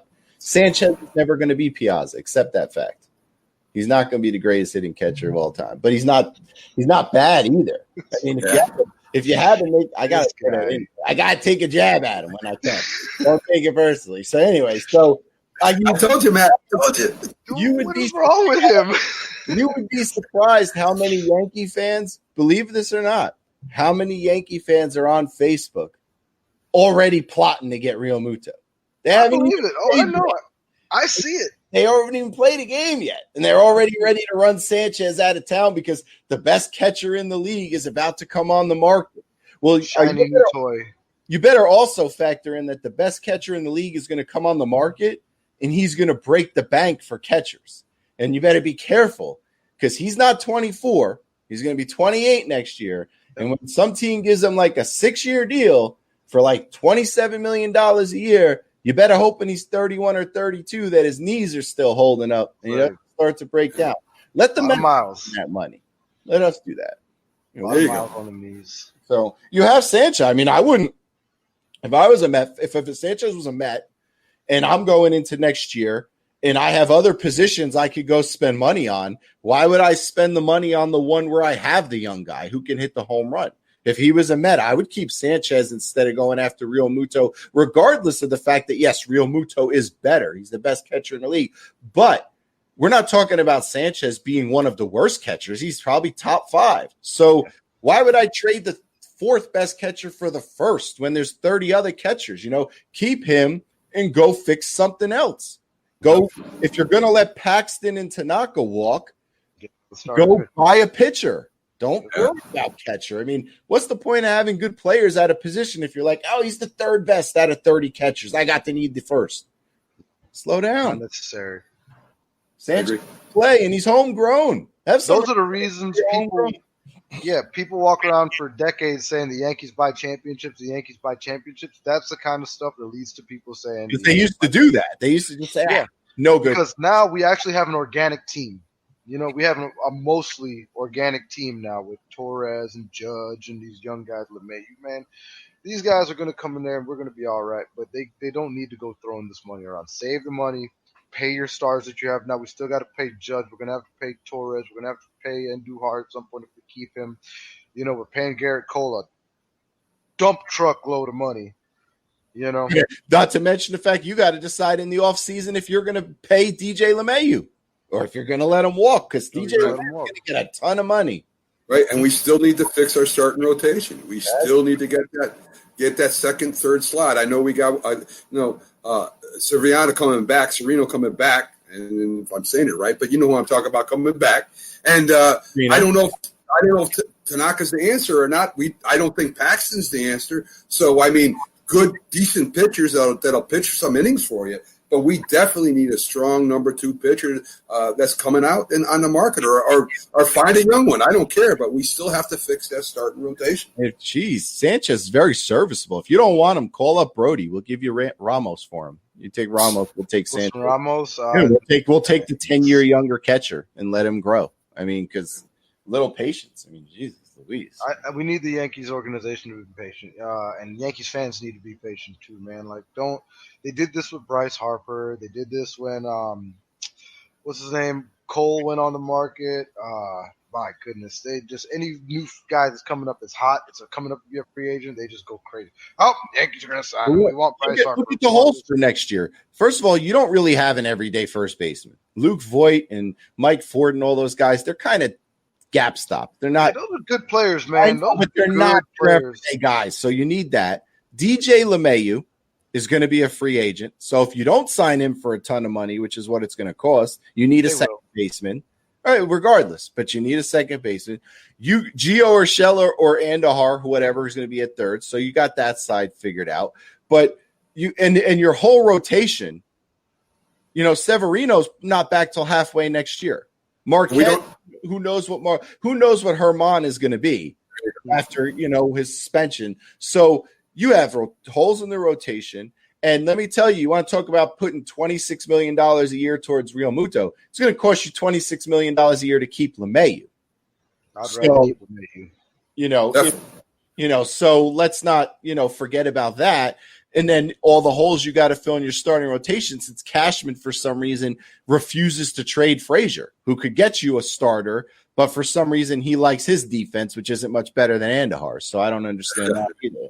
So, there's a lot of confusion going on. But Gary Sanchez has not even hit his prime years yet. I mean, and what a offensive player he is, man. I mean, I don't know how you can deny how much potential. I mean, how much he's done already, and the potential this man has going forward. 28, 30 home runs, driving in runs, clutch hitter. Sometimes he hits when the game's on the line, and he's a young kid. So once his defense comes up to the level that it should be, I mean, he's going to be an outstanding catcher for years to come. I mean, I see the appeal of Real Muto because as a Met fan, I hope they go after him. I hope we have Cohen in place and we can go sign him because the appeal is that Real Muto does everything well, while as Sanchez needs some work on his defense. And not a lot of time, not that very often does a catcher come along who does it all well. Like usually look like for Piazza, I bring him up all the time. Piazza, he could hit, but he couldn't play defense. Right.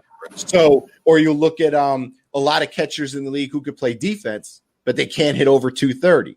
So it's not very often that a catcher comes around and he's the total package. So I understand the draw, but I also understand you have other holes. And the draw is to win the World Series, not, as Matt said, become the team that everyone says again, oh, look, they're trying to buy all the players because they just spent $100 million on 3 players in the offseason to bring their payroll up to $280 million or whatever, it's going to be. So anyway, so speaking of, I don't really have any issues with Aaron Boone, but yesterday I was like, oh, Aaron. So Aaron's talking to the media and he's basically telling everybody, he's like, listen, we need everyone to understand patience this year. I understand people see us do bad things and they like to call up radio stations and say this guy's got to go and that guy's got to go. He's like, but we need everyone to be patient. Now I sat there for a minute and I thought like Terrence Williams, one of my favorite comedians, about making weird faces. And I was like, Aaron, you don't have time for patience this year. Why do Yankees fans need to be patient? Have we not been patient enough in 2011? What's that? Have they not been patient enough the last couple of years? Well, Watching them have get off to a slow start. And I'm thinking to myself, you only playing 60 games. You can't afford to time for patience. That's what pisses me off with this guy because he's a good manager. He figured out how to use his bullpen rotation, things like that. But you talking about Yankees fans need to be patient, my man? We've been patient. Since 2009, we've been patient. We've been patient through the last years of Joe Girardi. We've been patient the first couple years of Aaron Boone. We watch you have these great teams, and they just squander it away time and time again. Granted, the Astros have been good. The Red Sox are good. Okay, I get it. Don't talk about patience. Get out there and play some baseball like you're supposed to. You've got one of the most talented rosters in the Major League Baseball. You got 62 games. Just get after it. Patience. What do you think, Mac? Listen, I mean, honestly, what does I fail to see what a manager in baseball, besides maybe putting a lineup together or maybe, changing players during the game. And he's probably talking to the coaches about that anyway. Listen, Cashman has not provided the Yankees with a good starting rotation since the last World Series. They have put all their eggs in one basket, getting all these relief pitchers, the best relief pitching bullpen in the league. I mean, they're the greatest. But second, but when it comes to the end of the season, and this is what this is like now, guys. This is like the end of the season. The relievers' arms get tired because they're used every inning. They're pitching every game, and we only let our starters go 4 or 5 innings. It's ridiculous. So this has been the Yankees' problem since the last World Series, and I don't know what's going to happen this year, whether the relievers are going to be – it's going to help us because they're not going to have to pitch so many games, or just we're going to be behind in some games because our staff is still not even close to one of the best in the league. And we're going to get behind, and it doesn't matter if the reliever, if we have the greatest relief staff or not, because it's the games are lost. So I don't know what's going to happen this year. As far as patience, Boone says, what does every manager? I mean, yeah, be patient. What do you mean be patient? I have no idea what he's talking about then. I think he's talking about our biggest players not getting hot right away. And he already has said in some videos that he's going to lean on the bench this year before he normally does during the season. So he has no choice, right? 60 games in 67 days. Yeah, I mean, he's got to utilize all his players. But if you're going to tell me, okay, we're going to take Aaron Judge out of the game if he can play, and we're going to take, Hicks out of the game and he can play because he's going a little cold, I mean, that doesn't make sense either. So I think that was the point of what he was trying to say. No, I understand. He also wants to stop the fans because, Yankee fans do tend to do this. This is facts. Is you guys tend to, when you have a bad week, they call up the fan and want everybody fired. Everybody. Like, I've seen it all the time. Like, this guy's got to go. That guy's got to go. Stanton struck out 3 times yesterday. Get him on a plane. Get him out of here. Yankees over-dramatized when things go bad for a few days. And he's like, let's not do that this year. Let's calm down. He needs to be quiet, and he needs to understand that where he's at. You're the manager of the New York Yankees, okay? This is not a joke. This is not start off the season, get 6, 7, 8 games in a hole behind Boston or Baltimore or one of these teams, Tampa Bay even. These are legitimate teams this year. These teams are going to be on your neck the entire time. All right, there's no time to let's get them moving. Let's stretch the hammies out. Let's get the arms going. Okay, yeah, fine. But don't sit here and expect Yankees fans to sit through these 60 games and watch you piss away the first 15 of them because you want to work your bench and make sure everybody's this and that, and you want to blah, blah, blah, blah. No, play baseball. Get out there and go. So what do you suggest? I mean, if you suggest then, okay, Aaron Judge has 2 bad games, we're going to sit him? I mean, no. This is what he's talking about. He says he's making an excuse already for these guys. We have stars, and they're saying, well, what happens if they go 0-4 in the first 3 games and we lose the 3 games? Are you going to quickly move in and out? Of course not. Listen, no. I think people are reading wrong into what Aaron Boone is saying here. He's saying, listen, when Boone isn't hitting good or LeMahieu is having problems, if he's having problems, we're not going to pull him out and throw some subs in right away. He's saying you got to be patient with the stars, and of course, he's going to lean on the bench when he has to. We've been patient. We've been patient for a long time. 2009. It's patient. That's true. Hey, listen to that. There's a lot of teams out there that haven't won a World Series past 2009. So they're not the New York Yankees, okay? There's a standard that needs to be met. Yeah, stop. They're not meeting the standard. Everyone else, Mac. Listen. The Yankees have a competitive team. They still don't have a pitching rotation. They're always in the playoffs. I know we want to win every World Series we can, and we have for the most part over the history of baseball. You relax, Matt. We'll be fine. Wow, Mac has become he's almost become almost like he's the Yankees version of a Phillies fan when he's like a Yankees pacifist. Playoffs is perfect. That's all he needs now. He's settled on the playoffs. I want pennants. Must be what happens as you get older. You just settle for the playoffs. Who doesn't want pennants?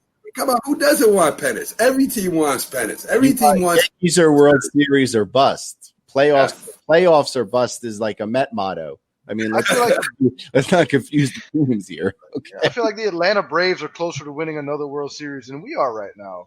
Well, the Nationals sure are. I mean, they got the pitching staff. We don't got that yet, Matt, and that's not Boone's fault.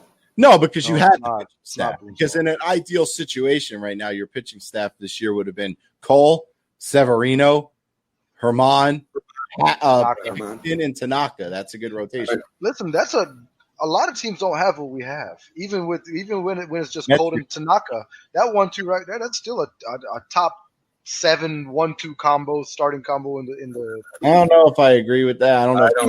I don't know. Name 7 better starting 1-2s in Major League Baseball. All right, Stroman and DeGrom. There's one. Okay. I didn't even have to. I mean, that's off the top, and that's without Googling anything. Listen. Okay. So that's I got more. Scherzer and Strasburg. That's 2. Kershaw and Bueller. That's 3. I can name them all day. I just pull up the thing. I mean, yeah, right. I'm still not wrong. I'm still right. I'm lucky to be on the show. He's not an ace anymore. I'm lucky to be on the show. Never mind Googling while I'm doing the show. You know, I'm old school here. Man. Take it easy. The internet's working. The clock didn't go off. I mean, we're making progress. But you brought up a good point. Speaking of, you mentioned Baltimore, but it's not really towards Baltimore. But I want to discuss today sleeper picks. So, and what I want to do is I want to try to figure out from you guys. It's a 60-game season. It's short. Teams can get hot like that. You know, I don't know if I believe Baltimore can get hot like that because their rotation looks like they held tryouts at the local Target. But a team gets hot. All it takes is one hot month. You play one hot month, 10 games over, and then you maintain 500 in the second month, and you're probably in the playoffs. You know what I mean? If you finish the season 10 over, you're in. So I want to look at these sleeper teams and kind of get an idea from each of us on who you might pick as a sleeper team that's not obvious to win. You're not picking the Dodgers. Can't throw out the Mets or the Nationals. Those because the Mets are almost a playoff team. I'm talking about a team that was, not good last year, not even close. Who is your sleeper team? So I'll start off just to give you an idea what I'm thinking here. So my sleeper team, and I'm predicting them to win the division, is the Chicago White Sox. I think the Chicago White Sox are going to win their division. They went 72-89 last year. Okay. Let me hear me out. I want details when you pick somebody. They added arguably the second best catcher in baseball after Rio Muto with Grandal, who plays defense, hits homers, gets on base. They added to the rotation. Giolito is finally an ace. Giolito looked like the ace. Yoan Moncada had a great season last year, and all their rookie stars who hit for a lot of power are up. Jimenez, Luis Robert, Nick Madrigal, they're all up. They're 3 studs. These were Jimenez and Robert were 2 of the top 10 prospects in baseball. And they're both up everyday outfielders now in their 21, 22, 23-year range. They added Edwin Encarnacion, who no matter how old he gets, if you put him at DH, he still hits 30 home runs. He did it for the Yankees. It doesn't matter. He's not out the field. So does Stanton. I agree. And Encarnacion makes like $15 million less than Stanton a year. So, think about that. Problem. They added Dallas Keuchel. They added Grandal. They added Encarnacion. Nomar Mazara from Texas to round out the outfield. Steve Chisek, and they brought back Jose Abreu. I have the White Sox not only as my sleeper, I have the White Sox winning the division over the Twins. That's how strong I feel about the White Sox. So, Matt, who's your sleeper? The Los Angeles Angels are my sleeper pick, man.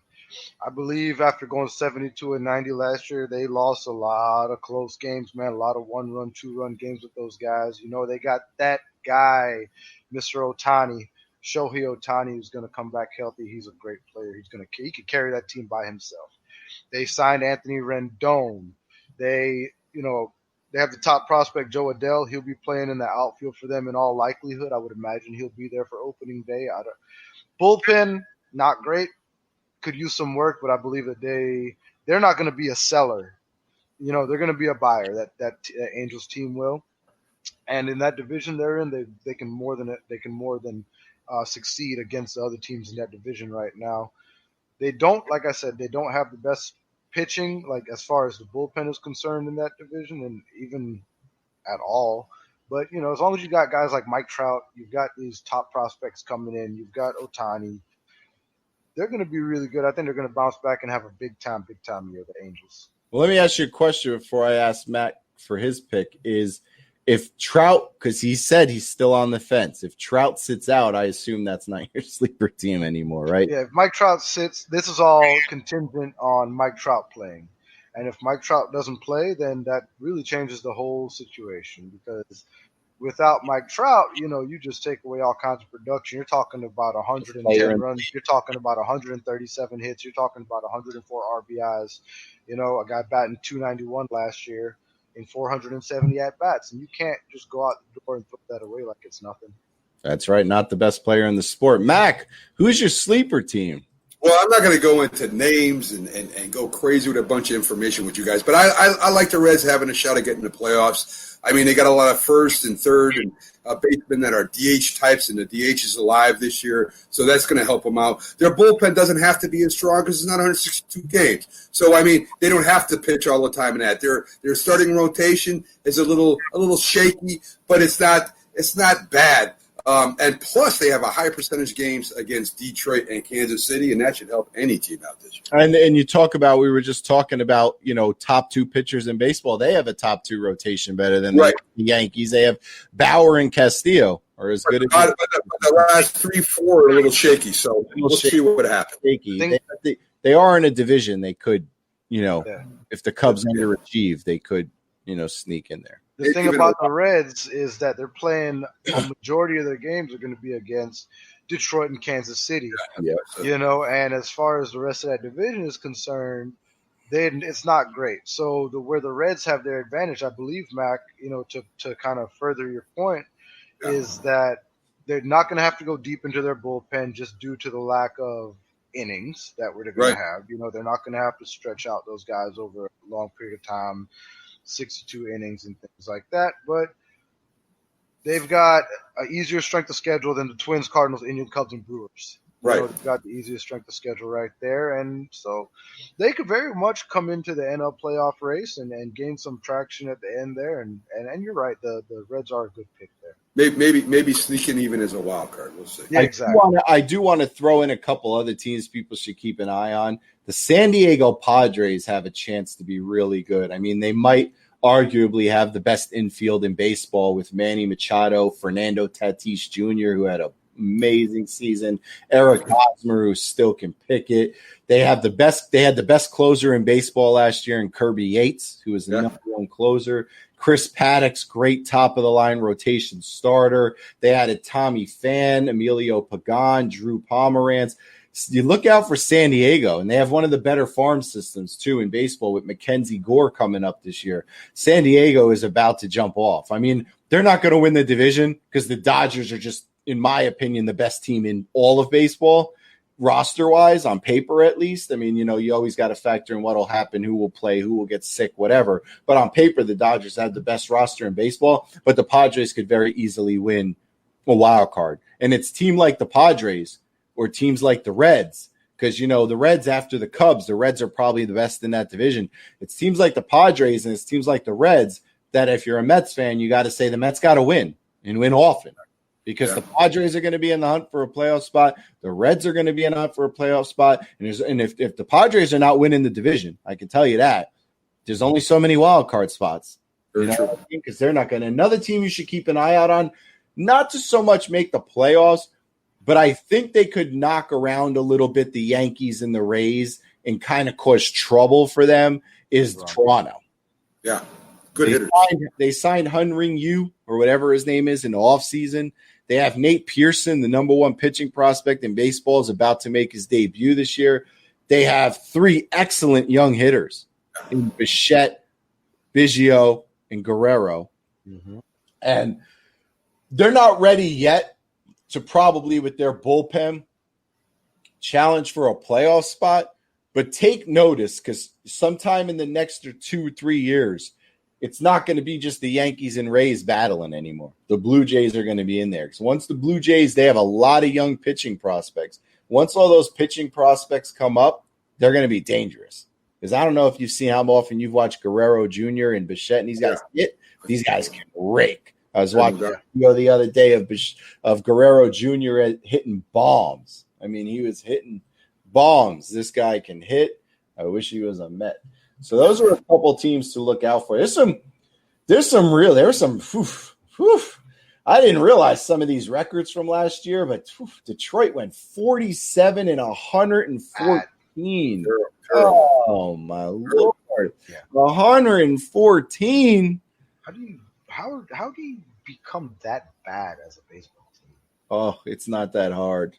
It's not that hard. And you just trade everybody. Don't spend any money. Miguel Cabrera still there? No, he went somewhere else. He's somewhere else, right? Yeah, I don't know. I lose track of where these guys go, but I don't know. I mean, it's. Here's the good thing about Detroit. Detroit might have the best set of arms in the minor leagues of any team. And when Matt Manning, Casey Mize, Tariq Skubal, when all of those guys come up, they're going to be really good one day. So they have a bright future. It's probably still a few years away, but they have a lot of young prospects. And I was looking at Baltimore, 54-108. Oh, Kansas City, talk about a fall from grace. We talk about the Kansas City Royals. They were so hot for a few years there in the middle. They were real bad. They were real good, and then they were real bad again. Pitching. They had it for a little while. Yeah, they had that 1 year run. You look at Baltimore. Baltimore might be with Detroit the worst team in baseball. I mean, I would be surprised if the Yankees even lost the game to Baltimore this year. Guys. A lot is the way teams are managed today. When you used to have I go back to Billy Martin, Earl Weaver, managers like this that played attack baseball. They didn't have the greatest players in the world. They were disciplinarians. They were coaches. They weren't just managers. And they bunted. They did double steals. They did squeeze plays. They did hit and runs. And I think the only way teams like this can get competitive is to bring the young guys up, because they can't afford to go out there and buy two great pitchers and they just can't do it. They can't afford it. So they're going to have to do what these managers did old school wise. Bring the young guys up from the farm system. Start playing attack baseball and offense. I mean, double stealing, hit and runs, sacrifices, and have a running team, a good young running team that can run the bases like crazy, put pressure on the defense of the other teams, and have some really good basic fielders that are good at the basics of baseball. Other than that, these teams can't compete right now with the big markets because they can't afford to.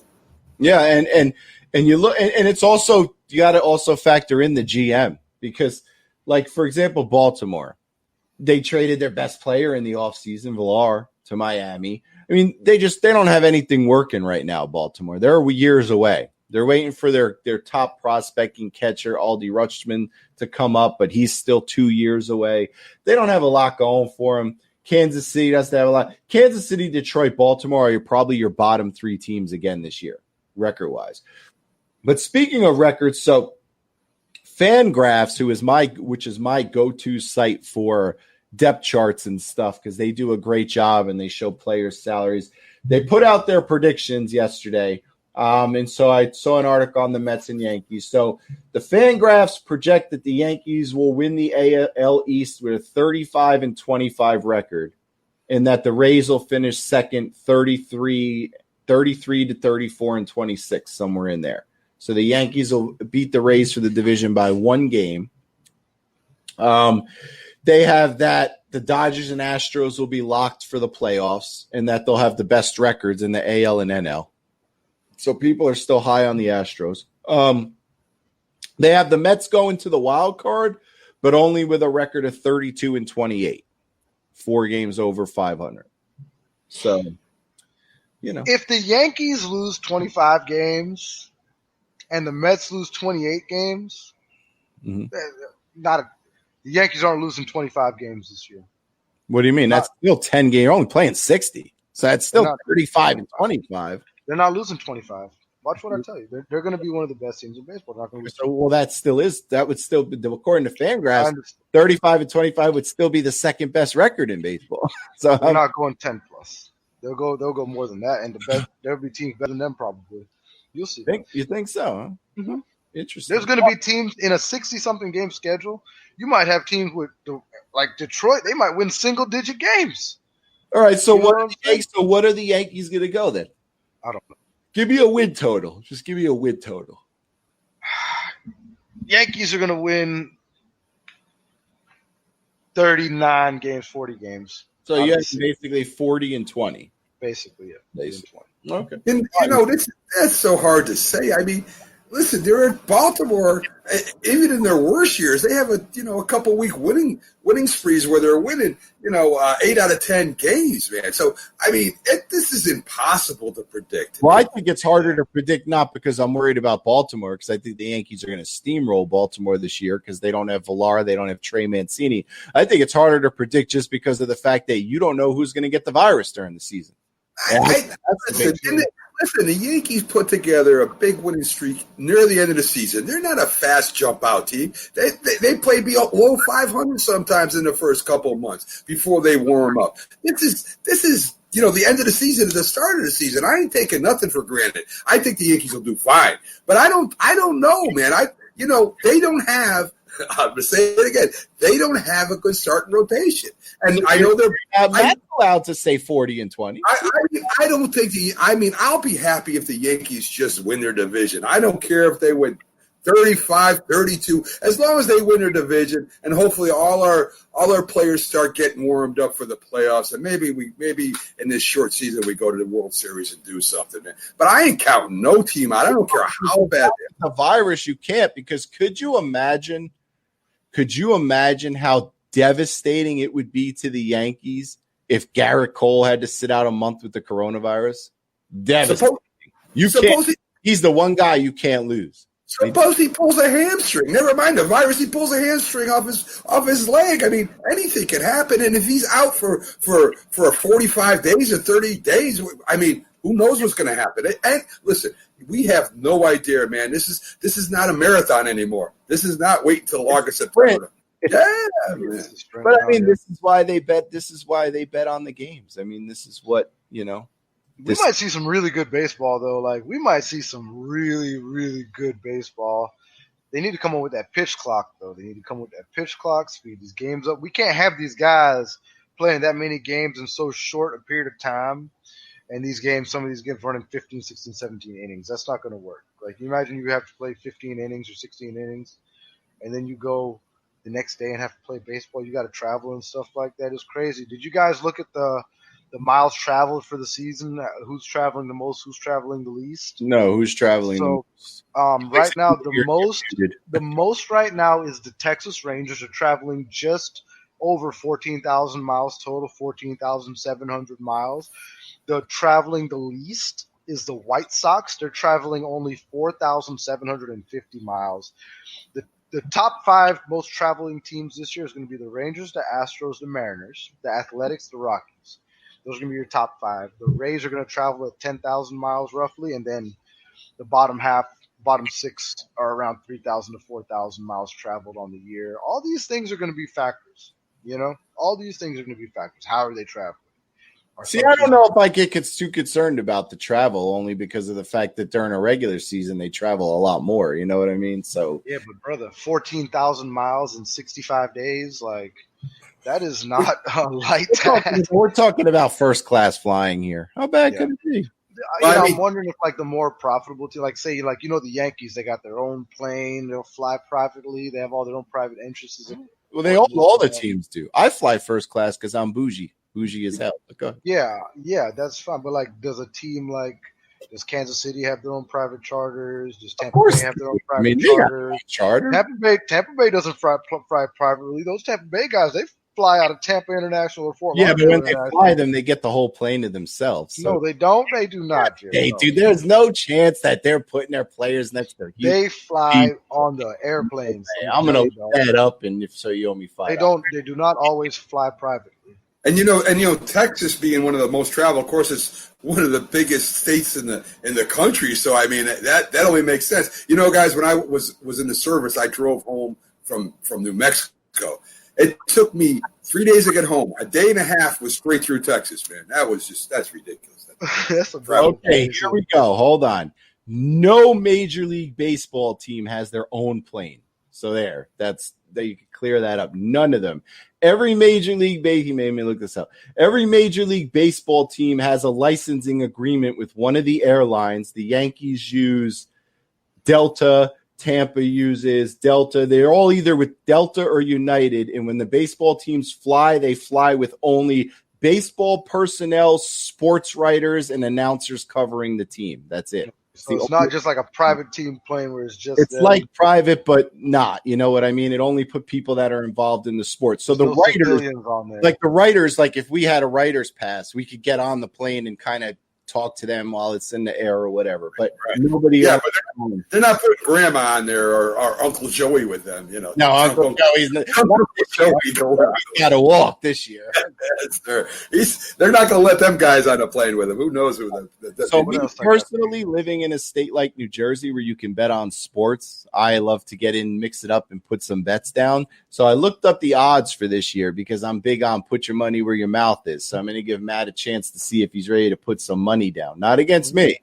Not against me. He's going to go place the wager, online. Send me the money. I'll place the wager for him in Jersey because I know in Florida you can't gamble. Can't do it. So the Yankees total for the Vegas Atlantic City line is 36.5 is their total. You want to send me some money and I'll put it on the over for you. Since you said 40. What? Take the over for me on that for sure. They have the second highest number total. The Dodgers are first at 37. I believe that, but give me the over. The Yankees are definitely. Send me $10 to win. $10 to win 22.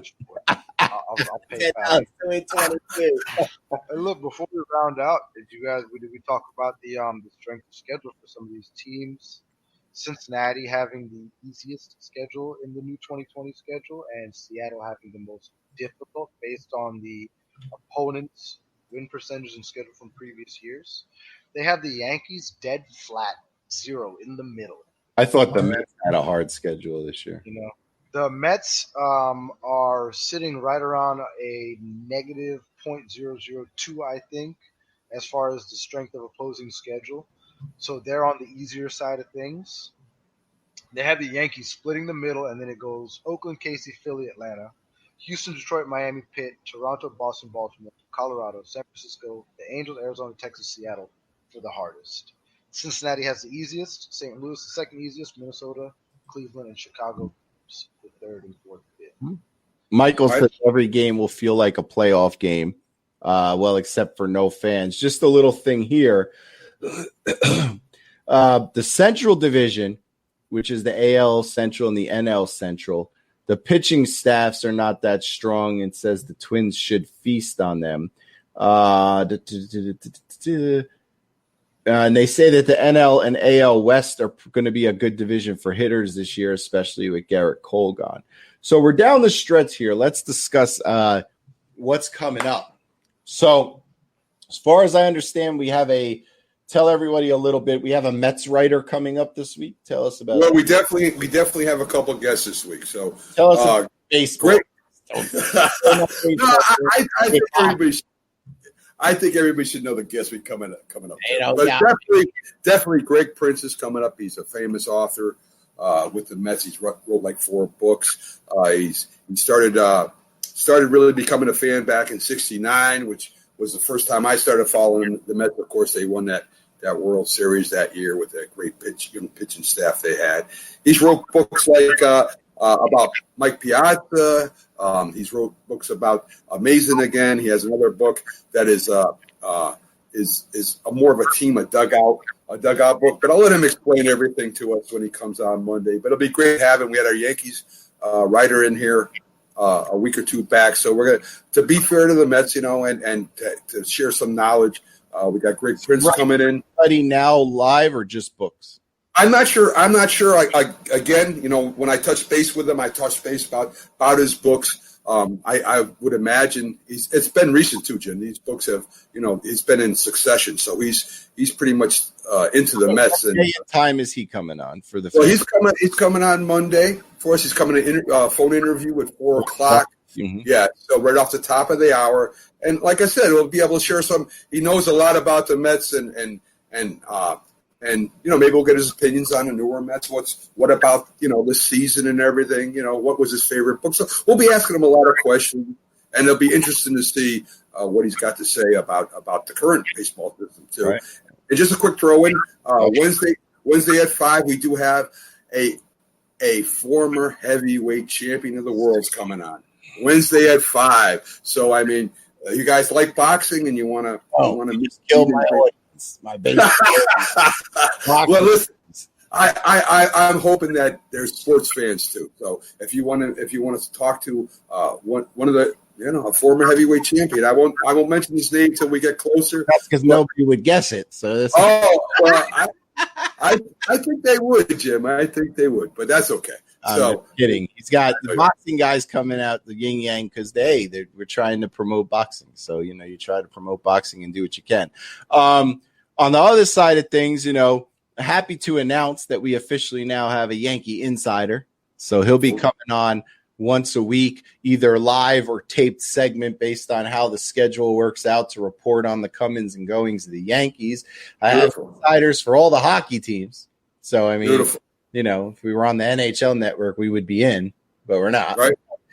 So I'm still working on trying to find an insider for the Mets and the Giants and the Jets. It's a process, it's a week-to-week thing, hitting the pavement and trying to, upgrade. If you like the show some support. All we're asking you to do is go to either Instagram, Twitter, and Facebook and like our pages or follow us. That's it. Not asking for money. Just asking for a little like or a little follow. Nothing. Share, promote. It helps us out. The more people we get watching, the sooner we could get hopefully some sponsors. It allows us to then broaden out and reach a bigger audience. Maybe you get tired of listening to WFAN. I know I do sometimes. You want to listen to Maggie and Moose, or you want to listen to us three knuckleheads? You better. The more sponsors we get, the quicker we could get on the air in other ways to give you guys more ways to reach us, so that maybe you could be in your car and listen or do this and that. So work on that.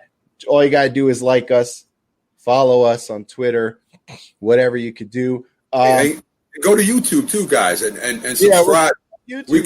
We got some great interviews on there that of the past guests, very very good, very well done, put together by Jim here. So go ahead and check that out. Our website is awesome. It rivals ESPN's. Check that out. That is a place where we have our own writers doing their thing for us, and it's an awesome site. A lot of good writers, yeah. And then tomorrow, as you know, we got football. Bake Up with Football. We're going to talk about the ever coming and going of Baker. I mean, I don't even know this is like a soap opera. I mean, I don't even know what to believe, but we'll get into that. You got the law enforcement's telling you that Baker is paying off witnesses. You got Baker's lawyer saying he's not, which I wouldn't expect him to say anything else, because if the lawyer took part in paying off witnesses, he's going to go to jail. So who the hell knows what's going on with them? We're going to talk about Rojas is still a Giant. So I don't know what's going on with them either, but he's still there. We'll talk about some football news. We got people talking about contracts. We'll talk about them coming up. We'll talk about Nate Solder's comment about if it's not safe, we shouldn't play. I'll cut into him a little bit because I told people on Facebook yesterday he don't block anyone anyway, so what's it matter, if he plays or not. So we'll talk about that a little bit. We're going to talk about football, and we'll hit the pavement running with a lot of things. For the coming weeks, Mac already said, Mets guy on Monday, Boxer on Wednesday. We're going to, hopefully in August, we're going to be debuting a new show. I'm not going to spoil the name of it yet, but think, think along the lines of, you ever see the movie Grumpy Old Men?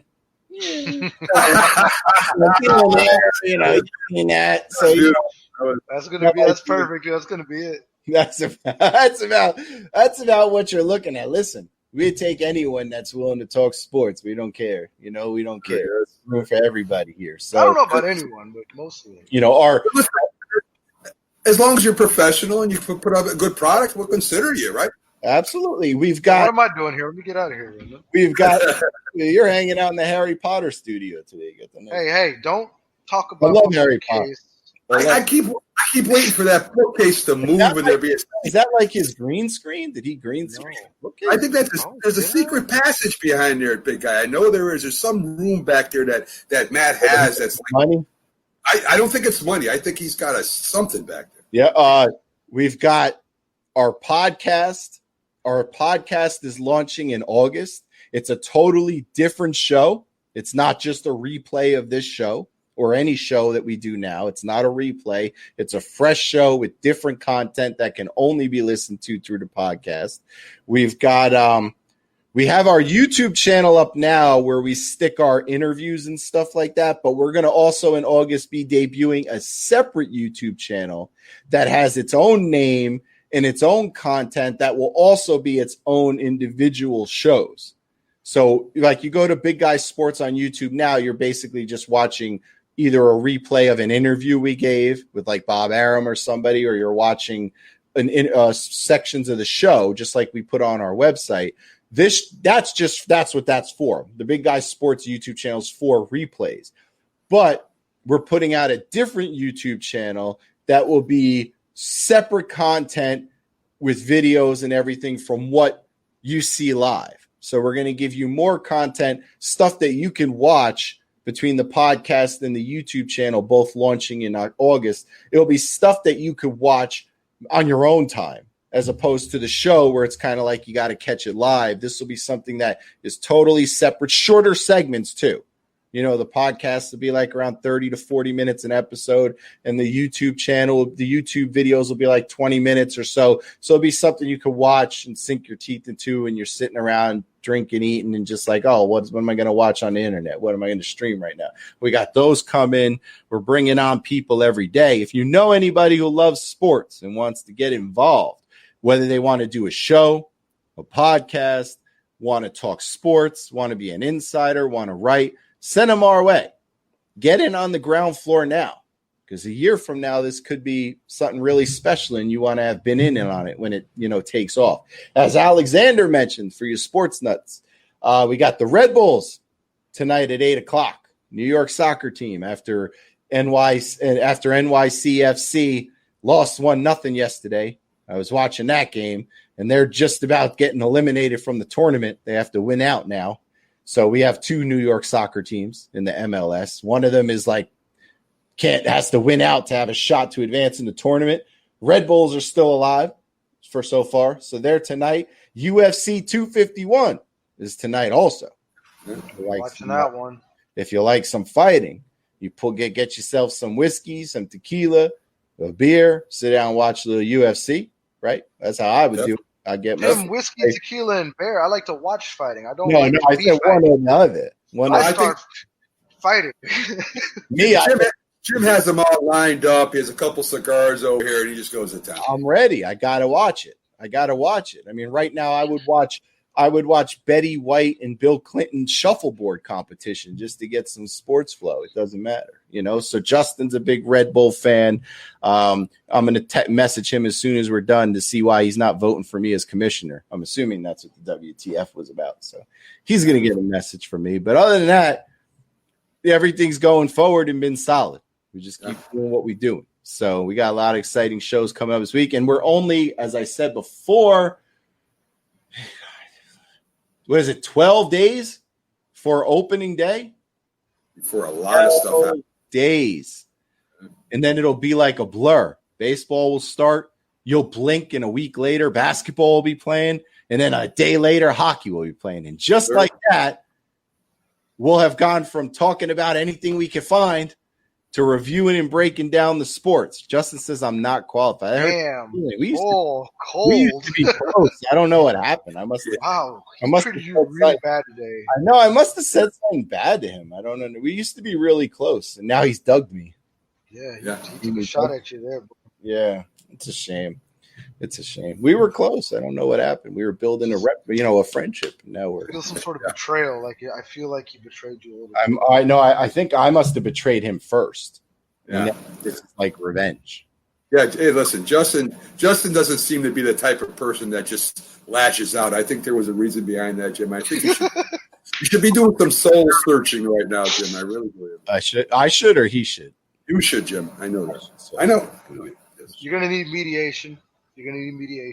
Yeah. To repair that relationship, I think. Maybe if I just send a I'm sorry without knowing what I did wrong, that's good enough. Yeah, but you got to put a heart after it too. Don't just say I'm sorry. Anybody can say that, Jim. Right. Please send an emoji or something, please. We're always on the same page, Justin and I. Every topic on Facebook, we're on the same page. What Jim, about before we go? Mhm. Before we go, Jim, let me ask you a question. Who had more RBIs last year, Cody Bellinger or Alex Bregman? I don't know Go. the answer, but I feel like it's Cody Bellinger. I'm going with Alex, man.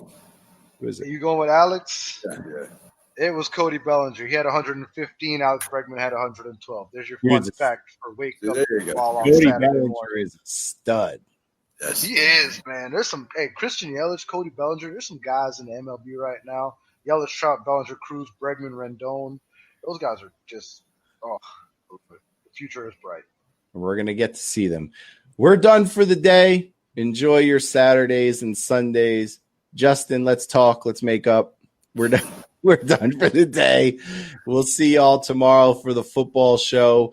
Tomorrow, good thing is we're going to let me just throw this out there. Starting tomorrow, we are going to do not individual, as a group, we are going to release starting at the back, starting at team 32. We are going to break down how we rank the teams 1 to 32 as a network, and we're going to do 4 teams a week with in-depth analysis for a show.